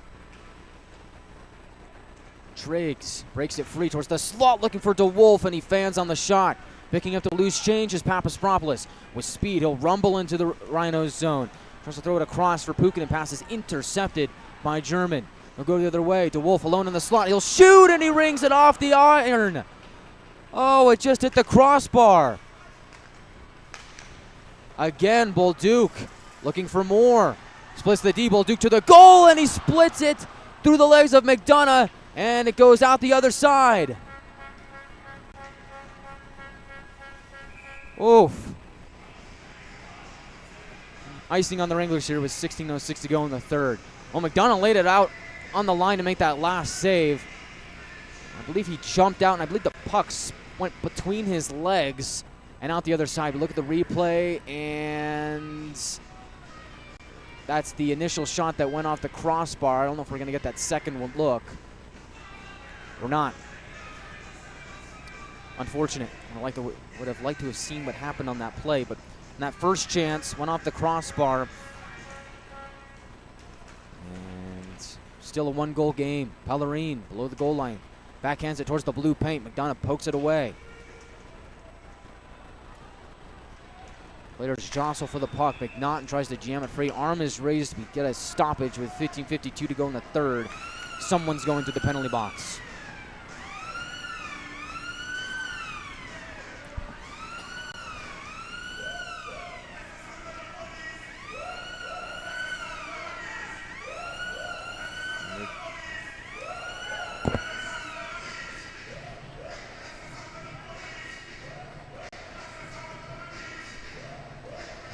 It's going to go against the Wranglers, and they're going to get Bryce Cooper.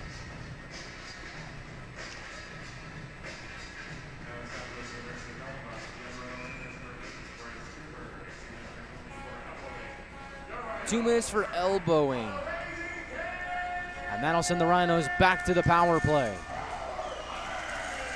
Off the draw, the Wranglers possess, and Jack Ivy sends it the distance to DePape. He'll get the initial clear on the PK.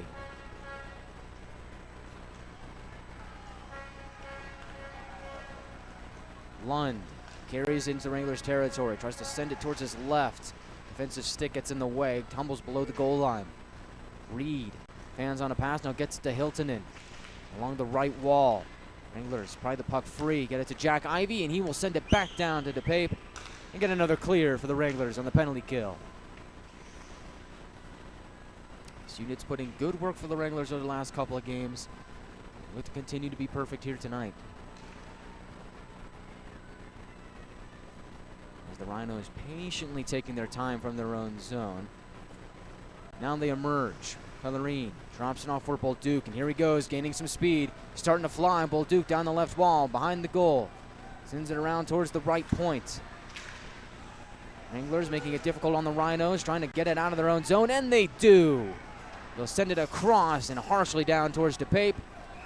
47 seconds remaining on the power play, although that stops the clock here with a stoppage with 14:39 to go in the third.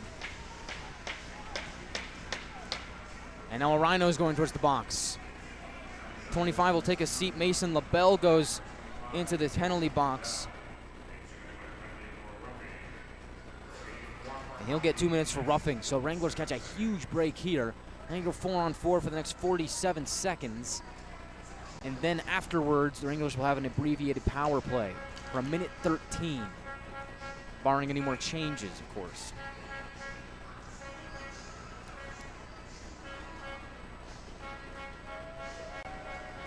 So Zapp will take the offensive zone draw. Across from him, Torrey Lund.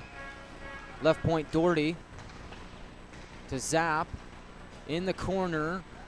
Trying to muscle away from a few Rhinos. Instead, Torrey Lund tries to skate it out of his own zone, but Doherty will send it back down off the end wall.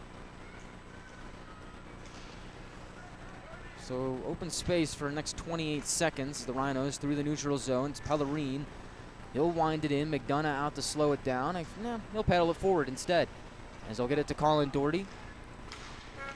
Right side, Stepanek with speed to the neutral zone. Rumbles into Rhino territory.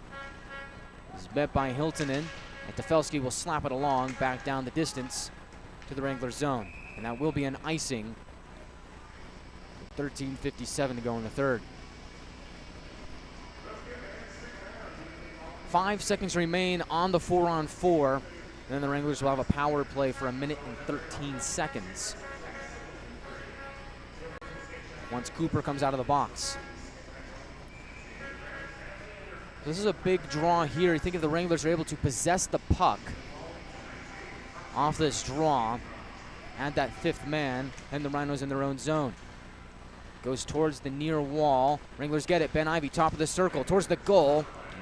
Tumbles wide towards the right side wall. Flip the script, send it left side for Puukkonen. Settles it down at the half wall. Gets it to the point for Gagnon. Behind the net now, it's McDonald. Backhands it around to the right point, but nobody was home.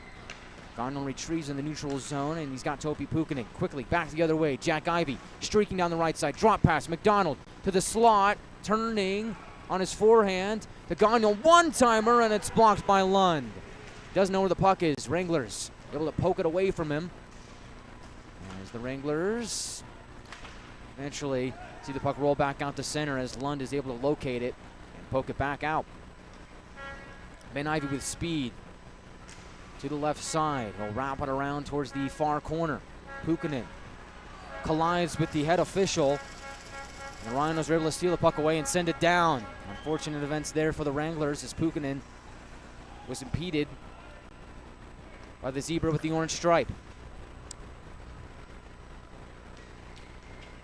Drew Jeffers gains center red, now Rhinos blue. He'll drop it off. Scheffler in the area, 3 Rhinos there. McDonald goes down, held in left point by Cooper. Towards the goal, Cooper. Shot is sticked away by DePape. Rhinos able to muscle it back out to center. Scheffler carries it into Amarillo territory.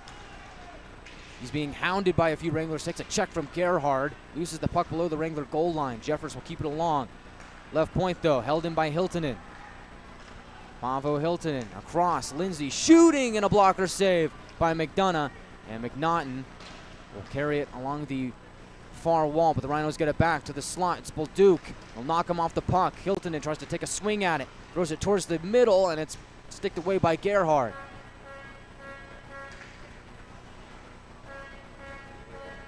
Rhinos to the high slot. Lindsay takes a check from Stepanek. He's divorced from the puck. It's picked up there by Reed. Down the left side wall. Around to the right point for Lindsay. towards the goal, blocked by Cooper. McDonough pokes it away, and it goes behind the goal line. Jeffers ties up a man. Fans want a penalty. They're not going to get it.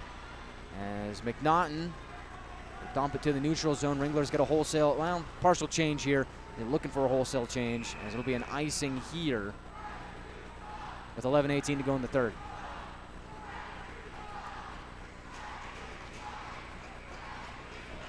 And no kind words for the official from the El Paso crowd.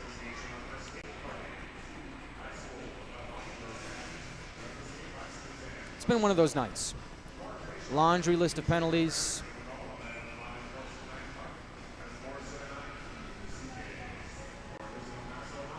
But all in all, Rhinos with a 2-1 lead, 11:18 to go in the third period. Jacob Miller will take the offensive zone draw for the Wranglers. They'll redo that.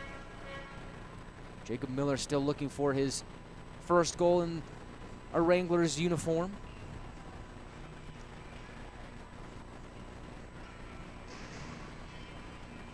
As Wranglers win the draw. Can't hold in at the line though. They'll regroup at center as DeMarco will dump it in. Puck bouncing back out to center. DeMarco again will rip it around towards the near side. Miller for Chunchikov. He's knocked off the puck, but Miller there to help, trying to fish it free, and held in at the left point by Doherty. Takes a check from Reed in the process, but Wranglers still keep the puck at the Rhino zone. Now El Paso is able to get it out. Roberts in the neutral zone, sees it bounce off his skate. DeMarco lift it back out to center. Met by the Rhinos. Ginger gets slammed there by DeMarco. Wranglers possess in the neutral zone. It's Cole Robertson to Zapp. Bouncing to the outside, trying to get around the defender. Zapp below the goal line. Wranglers in the process of a change here, as the puck will go out of play with 10:22 to go in the third. Well, good. We'll head towards a media timeout. The Rhinos leading 2-1. 10:22 to go in the third period. Come back in just a few moments and we'll find out how this one ends on the Wranglers Hockey Network, on NATV and YouTube. This is Topi Puikkonen and you are listening to Wranglers Hockey on YouTube.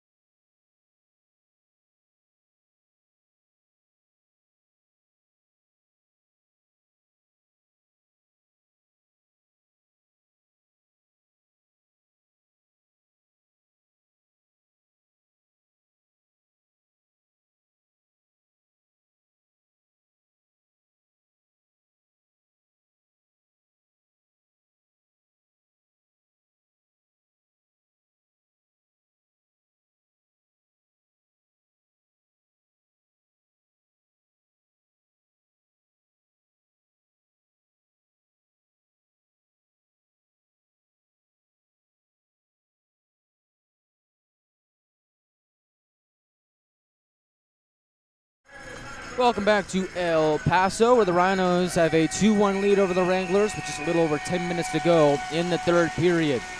Offensive zone draw for the Wranglers here. Roman Zapp will take it against Torrey Lund. Zapp wins it, but it splits two Wranglers that were waiting for it. Williams will have to race back towards the zone to possess. Left side Zapp towards the middle looking for Papaspropoulos, but the Rhinos snuff it out and go the other way. Defelski in the neutral zone, can't possess, and Zapp takes a high stick, and no call. Still 5-on-5 here as Zapp, now collecting himself, gets to the bench. As he'll look for some attention. Meanwhile, puck deep into the Wranglers zone. Around it goes, towards the far side, Puukkonen. Muscle set to Ben Ivy in the neutral zone. Drops it down low, Papaspropoulos will chase. Along the near side wall. To McDonald. In the corner. Left point, Cooper across. Looking for Jeffers, but the puck bounced on at the last second. The Rhinos pick it. They go the other way. Lund. Dancing towards the slot. Shooting, and it's blocked by Papaspropoulos. Jeffers to Cooper. And he will wait patiently behind his net with 9:13 to go in the third. Right side, Ben Ivy gains center red, flips it into Rhino's zone. Jack Ivy in hot pursuit, tries to pry it free from German.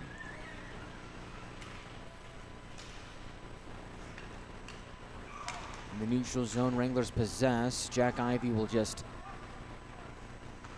flip it down. As Wranglers on the forecheck, steal it away. High slot shot goes off the crossbar and off the end glass. Taking a few deflections on its way. It'll bounce back out to center. Settled down by Doherty. And get it up ahead. Forward pass off the skate of a Wrangler. Rhinos possess in their own zone.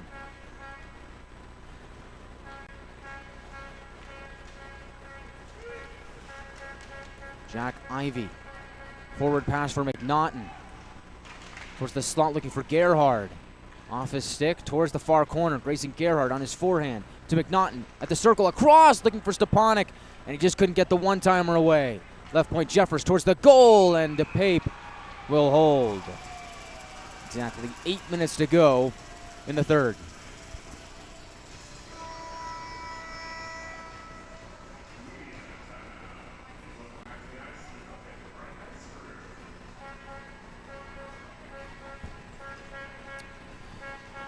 That'll send us towards another media timeout. Rhinos 2, Wranglers 1. 8 minutes to go in the third. Find out how this one ends in just a few moments on NATV and YouTube. This is Topi Puikkonen and you are listening to Wranglers Hockey on YouTube.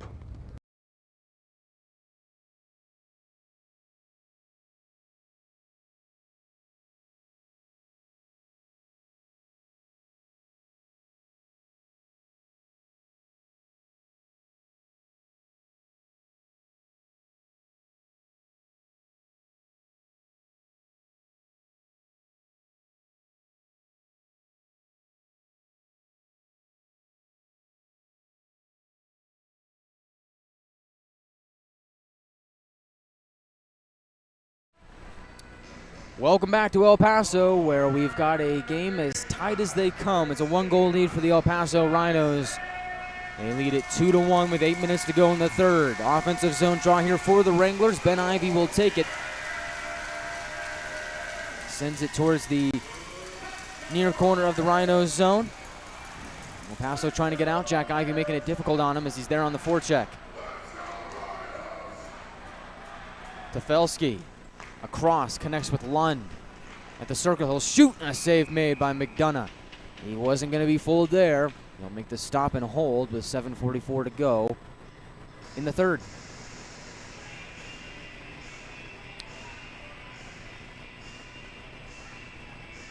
On comes the Wranglers' fourth line, Robertson, Chunchikov, and Miller.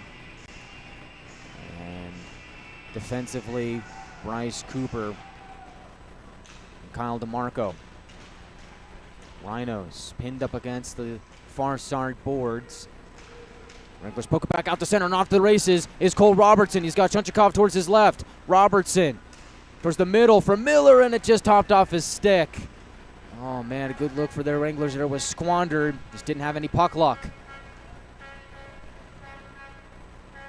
Puck comes back out to center. Tefelsky will jab it back down towards McDonough. Cole Robertson to neutral zone for Miller. He'll deflect it in and head towards the bench. Wranglers get a change. On comes the second line. They'll start with McDonough. Towards his left for Williams. Flips it into the penalty box area. And that'll stop the clock with 6:52 to go in the third. And I'll say that it did hit the glass and go out. No delay game.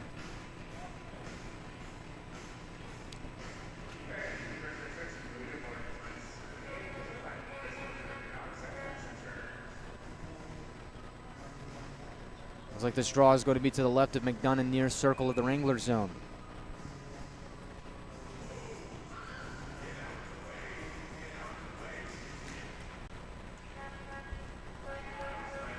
Play goes into the corner. It'll be Ray, throws it on goal. Pad save by McDonough.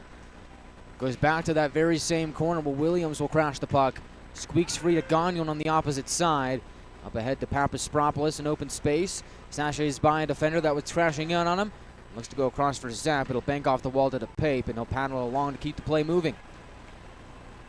Wranglers back at center. DeMarco at the red line being pressured by 3 Rhinos, and they steal. Left side, it's Willoughby Ray. Towards the slot, tries to go around Gagnon, and that wasn't going to happen. And when Gagnon stood firm, McDonough was there to help out on the tail end of that play. Back in the neutral zone. Rhinos right back on the attack. Doherty in the corner.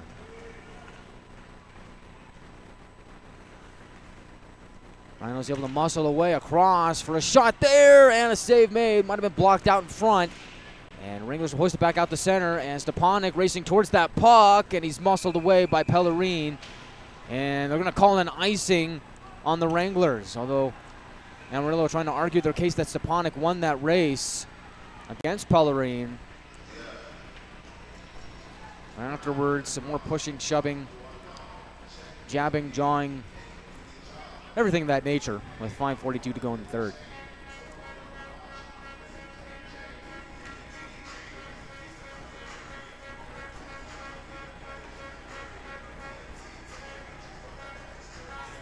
So because of the icing, it'll send the play and the face-off all the way back down to the Wranglers zone. It'll be the far circle to the right of McDonough. And so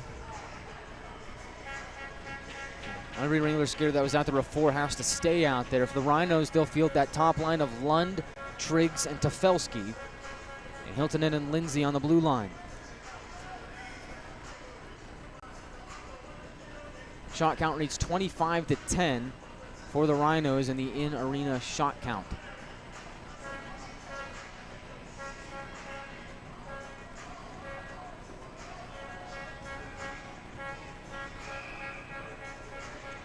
And so, it'll be McNaughton against Lund for the draw. Quick shot off the draw, stopped by McDonough on Triggs. And the Wranglers get it back out to center. Rhinos quickly looking to regroup and reload. They'll bounce the puck into the Wranglers zone. Jeffers will field it towards his right. Off the skid is Stepanek, back out to center, and the Rhinos once again go D to D, looking for an avenue up ahead. Go back on offense. They'll come in on McDonough, and he'll hold it down with 5:19 to go in the third.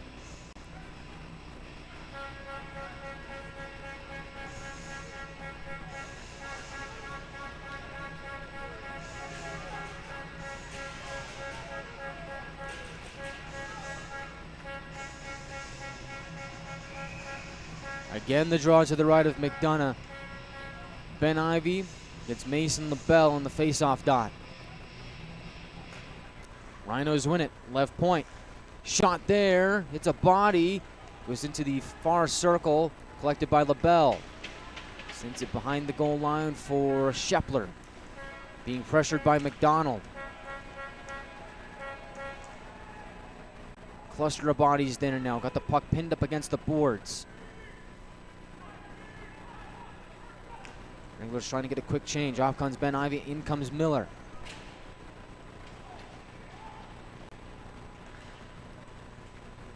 Turning, shooting there was LaBelle, blockered away by McDonough. And in the slot, Miller's able to steal it away. Loose puck there, a couple of Rhinos jump on him, and somehow the Wranglers are able to escape danger as they get it back up to the left point. Rhinos try and jam it down low, but Wranglers go the other way. Quickly now, McDonald towards the slot, towards his right, bounces to the outside, towards the goal, and it goes off a stick and wide. High point, Doherty towards the goal, shot, save made by DePape, and the puck is loose at the top of the crease, and it goes below the goal line.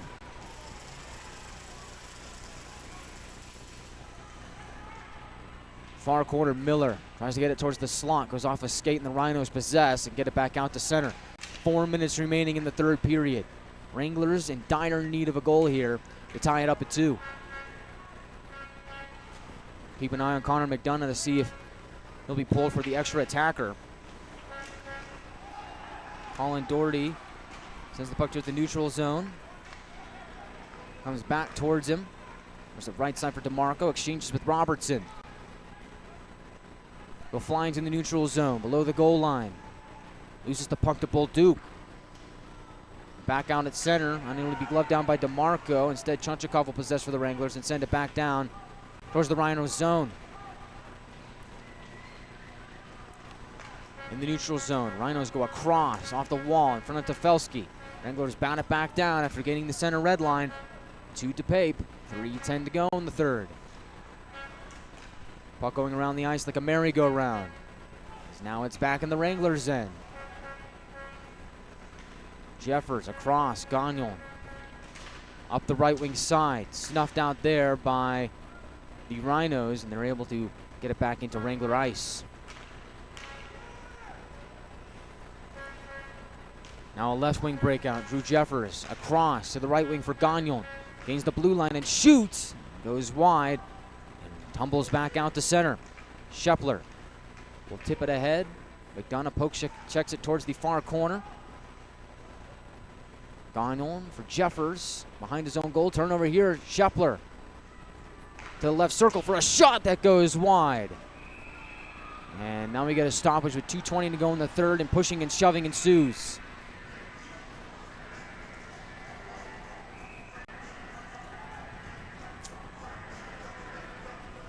The Wranglers, you gotta be careful here. You don't want to take a penalty in this moment. If you can draw one, great, but you don't want that risk of heading towards the penalty box with 2:20 remaining in the game.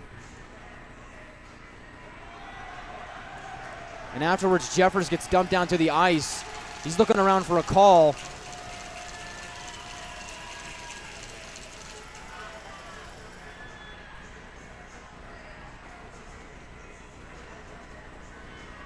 He's trying to argue his case.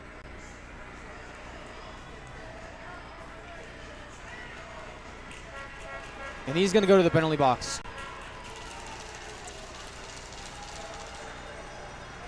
And that stings for the Wranglers.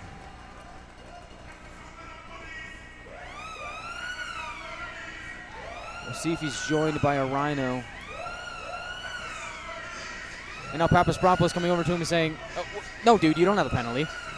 And so Jeffers will come out.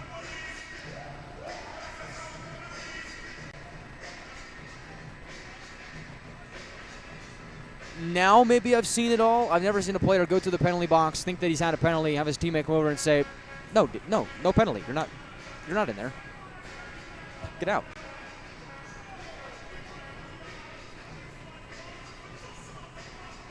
The door to the Wranglers' penalty box is still ajar, so we'll see if a representative will go. If not, the Wranglers catch a break. And they'll close that door.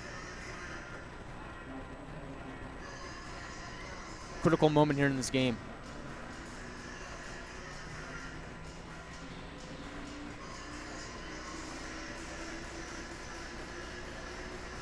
They'll talk things over at the scorer's table. Try and get an understanding of what we've got going on here.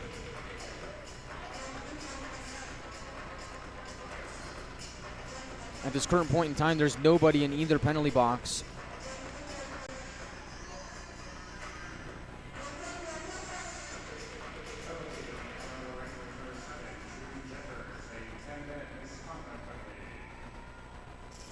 And so they get Drew Jeffers for a 10-minute misconduct. So all things considered, his night is over. But it looks like no minor penalty on the board, so we're still going to go 5-on-5. So for the Wranglers, it stings to lose Drew Jeffers for the remainder of the game, but you don't have to kill a penalty right now, which is huge in itself. So take it as you will.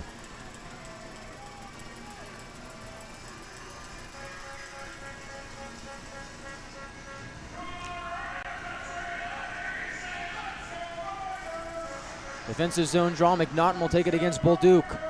Big draw here. You got to think if the Wranglers can get possession or meander their way towards the Rhinos zone, they'll pull McDonough for the extra attacker.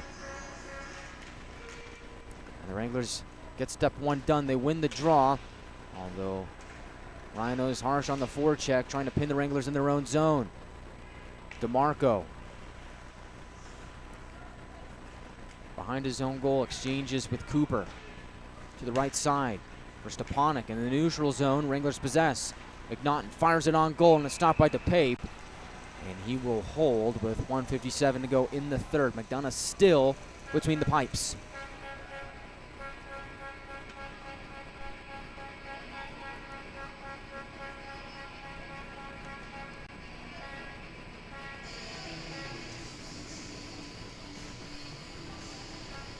This draw will be to the left of the DePape, far circle of the Rhino zone. McDonough at the top of the blue paint. We'll keep an eye on him.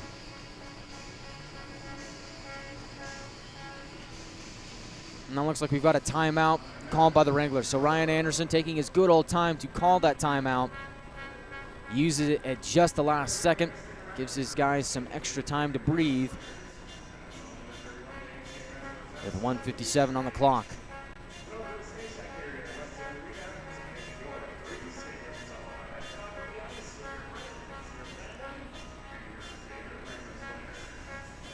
Two-1 game. Wranglers scored first. Grayson Gerhardt's first in the league from Connor McNaughton with 8:47 to go in the first period. Wranglers held that 1-0 lead going into the second period, but in period 2, the Rhinos got 2 goals from A.J. Reed and Torrey Lund to take a 2-1 lead. So far, there's been no scoring in the third, and that's where we stand right now in terms of scoring.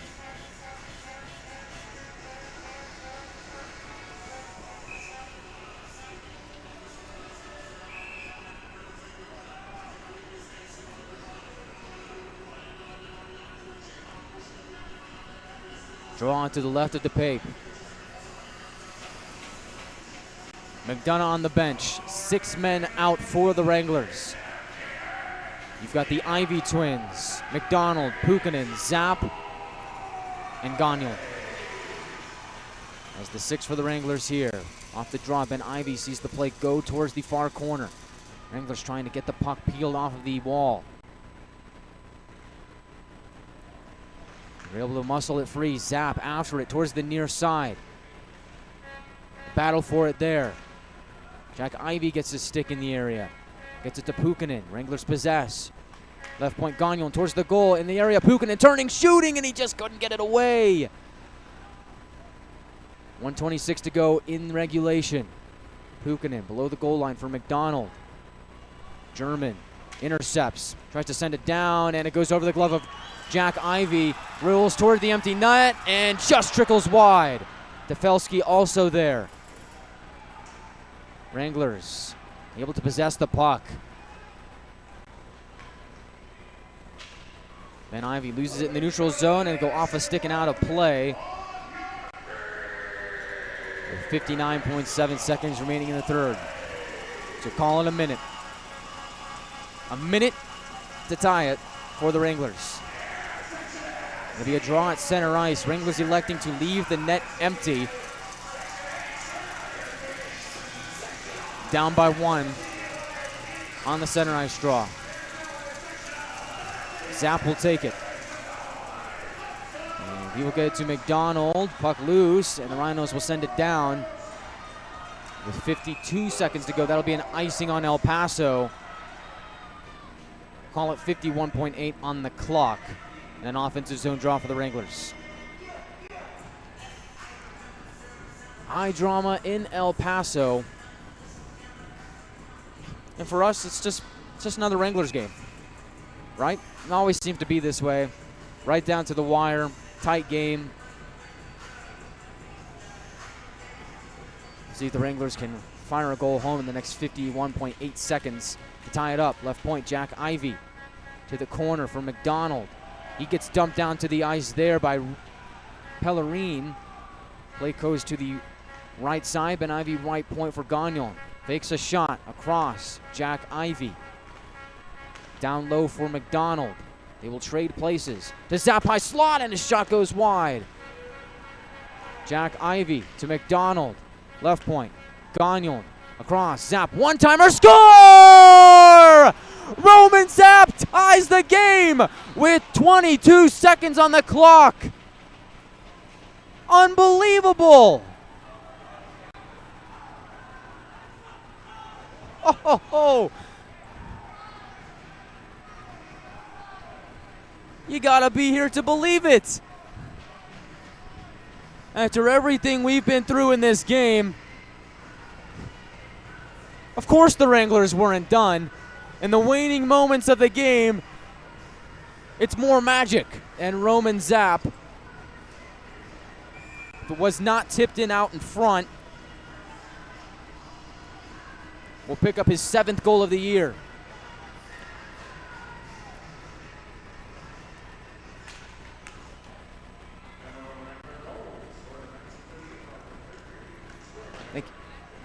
In the neutral zone, McNaughton plays it to center. Rhinos dump it in. Doherty will be the first one on it. Bouncing, high slot, Rhinos turning. Play goes into the far corner. And by some miracle, we're headed to overtime for the 2nd straight night in El Paso. Oh my goodness, man. You can't make this stuff up. I couldn't if I tried.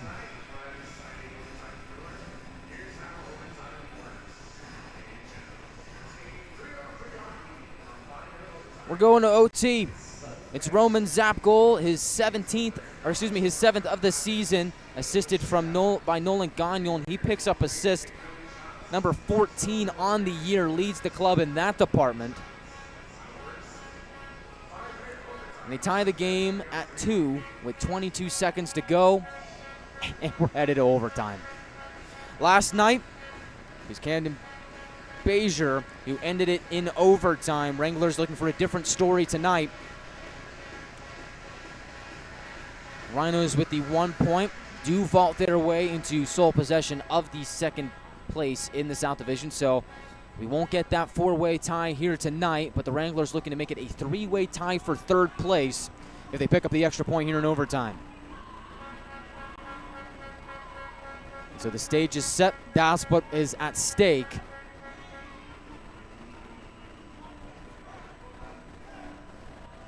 Wranglers 4-3 in overtime this season.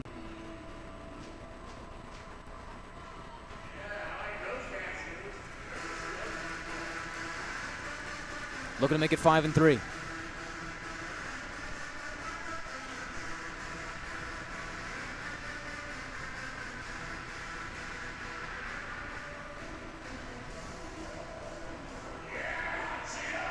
So, now you've had a chance to check your blood pressure, calm yourself down, get ready for even more exciting action. 3-on-3 overtime. Looks like the Rhinos are going to send out Bolduc, Reed, and German as their 3 to start the game. Wranglers will go with Pukinen, Zapp, and Gagnon.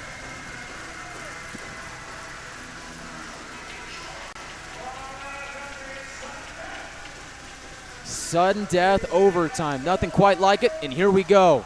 It's German towards his left, turning and shooting, and it's stopped by McDonough. Puck stays in play. Pukinen finds Gagnon below the goal line, and the Wranglers will get a quick change here. Start overtime. On come the Ivy twins. Ben Ivy in the neutral zone. Drops it off for Jack Ivy towards the goal. He's all alone, and a blocker save by DePape. Ben Ivy off the wall trying to drive towards the net. Rhinos able to take it back. It's Bolduc for El Paso. He'll meander his way to behind his own net, and the Rhinos will get a partial change, as do the Wranglers. DeMarco and Pukinen on for Amarillo. Ben Ivy still out there. Left side. Hiltonen. Drop pass. Connects with Tavelski. Has to go back to Hiltonen. Wranglers crashing on him. Right side. Hiltonen shoots. Save made by McDonough. Puck is free, and it's taken away safely by Ben Ivy. He will wait behind his own goal.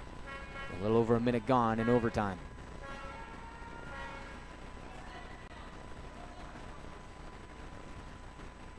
Zapp through the neutral zone, skating over center, and he tied the game at 2. Pukinen to the slot, on his backhand, to the goal. Zapp on the doorstep, score! Wranglers win it! 3-2 in overtime. The magic continues. And they've silenced the El Paso crowd.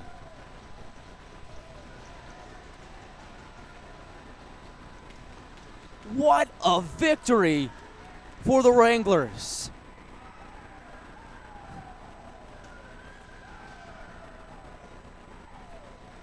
Smoke them if you got them. Smiles all around. Wranglers win 3-2 in overtime. When many left them for dead, in the waning moments of the third period, it was Roman Zapp that tied it. And in overtime, he gets his second goal of the game to win it for Amarillo.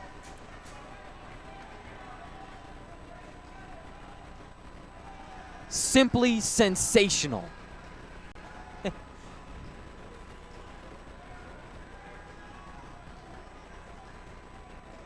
Wranglers postgame starts now. Wow. Wow. You know, I talked with Connor Yanni, the Wranglers assistant coach this week, about the resiliency of this team. I know it. He knew it. The players know it. This is a Wranglers team that will not quit at any point in the game. No matter what the score. No matter what the score is, the Wranglers will not give up. And that was evident here tonight as they come away with the victory 3-2 in overtime. What a night for the Wranglers. Somehow able to come away with 2 standings points and cement themselves as one of the top teams in the South Division as they best the El Paso Rhinos in overtime. And again, it was a tight game. Said it in the second intermission. Looks like it could be a race to 3. Didn't look that way in the waning moments of the third period. But somehow the Wranglers were able to find a way to get it done. So let's recap the scoring. First period, Grayson Gerhardt scores from Connor McNaughton. With 8:47 to go in the first period to make it 1-0. In the second, 2 unanswered goals from the Rhinos from A.J. Reed and Torrey Lund to make it 2-1. And then in the third period with 22 seconds left to go, the goalie pulled the Wranglers going for broke. They score. Roman Zapp from Nolan Gagnon. That makes it a 2-2 game. So we head to overtime, and it's Zapp once again on the doorstep to corral a loose puck and send it home for the overtime winner. Unbelievable. Inject that Wranglers magic into my veins. It's there. It is totally there. This team, there's something magical about this team, and they found a way to capture it here in El Paso and look to build upon it in Odessa tomorrow afternoon on a Sunday showdown with the Odessa Jackalopes. Should be a lot of fun. I might have to start taking blood pressure medication. It's starting to get to me, man. This is crazy. I don't know how they do it. I got to start checking my blood pressure, though. Cardiac kids do it again. What else can you say? Resiliency from the Wranglers. And really, it was one of those games where you look at the shot count, and which I don't think is completely accurate, by the way. Home team tracks the shots. But shot count 27-17 when all is said and done. You look at that and you say, well, must have been pretty lopsided for the Rhinos, but it really wasn't. It really wasn't that way. I mean, the Wranglers were still getting chances offensively, playing pretty good defensively as well. It was a pretty even game, and came right down to the wire, and deservedly so. Just in the end, it was the Wranglers that were able to come away with some magic and win it in overtime after tying it up with 22 seconds left on the clock. You can't make it up. You can't make it up. And to the book. 3 nights in El Paso. Roman Zapp, game-tying goal, under a minute to go. Roman Zapp, overtime winner. He's the hero tonight for the boys from the Panhandle. Thanks, you too. Let's get a send-off from the El Paso fans as they will head home. The Rhinos do pick up a point and stay in the second place in the South Division. Wranglers very much in the mix after picking up 2 points here tonight. One thing that'll do us here on the Wranglers post-game report. You can catch the post-game story over at AmarilloWranglers.com. Make sure you check out the Wranglers on NATV or listen to our YouTube audio stream tomorrow afternoon while we're in Odessa. Make sure you check out that story. Should be a good one, game recap. And in case you're wondering where the fantastic photos come from on the post-game story, that is not me. I couldn't do that if I tried. That is Lauren Carrera. She is our photographer, and she does a fantastic job. So shout out to Lauren. She was here in El Paso for Thanksgiving. Shot a few photos here tonight. So Lauren, oh my gosh, tongue twist at the end of the game. Lauren Correa, thank you for everything that you do. You did a fantastic job. Happy to see you here in El Paso. You can see some of her pictures on AmarilloWranglers.com. And I think that'll do us here from El Paso. Better hurry up and scurry off, as it's a quick turnaround as the Wranglers will be in Odessa tomorrow afternoon. Once again, your final score, somehow, some way, in overtime, the Wranglers win 3-2. I'm Guy Chiarenza saying so long from El Paso County Events Center. Wish you all a good night. We'll see you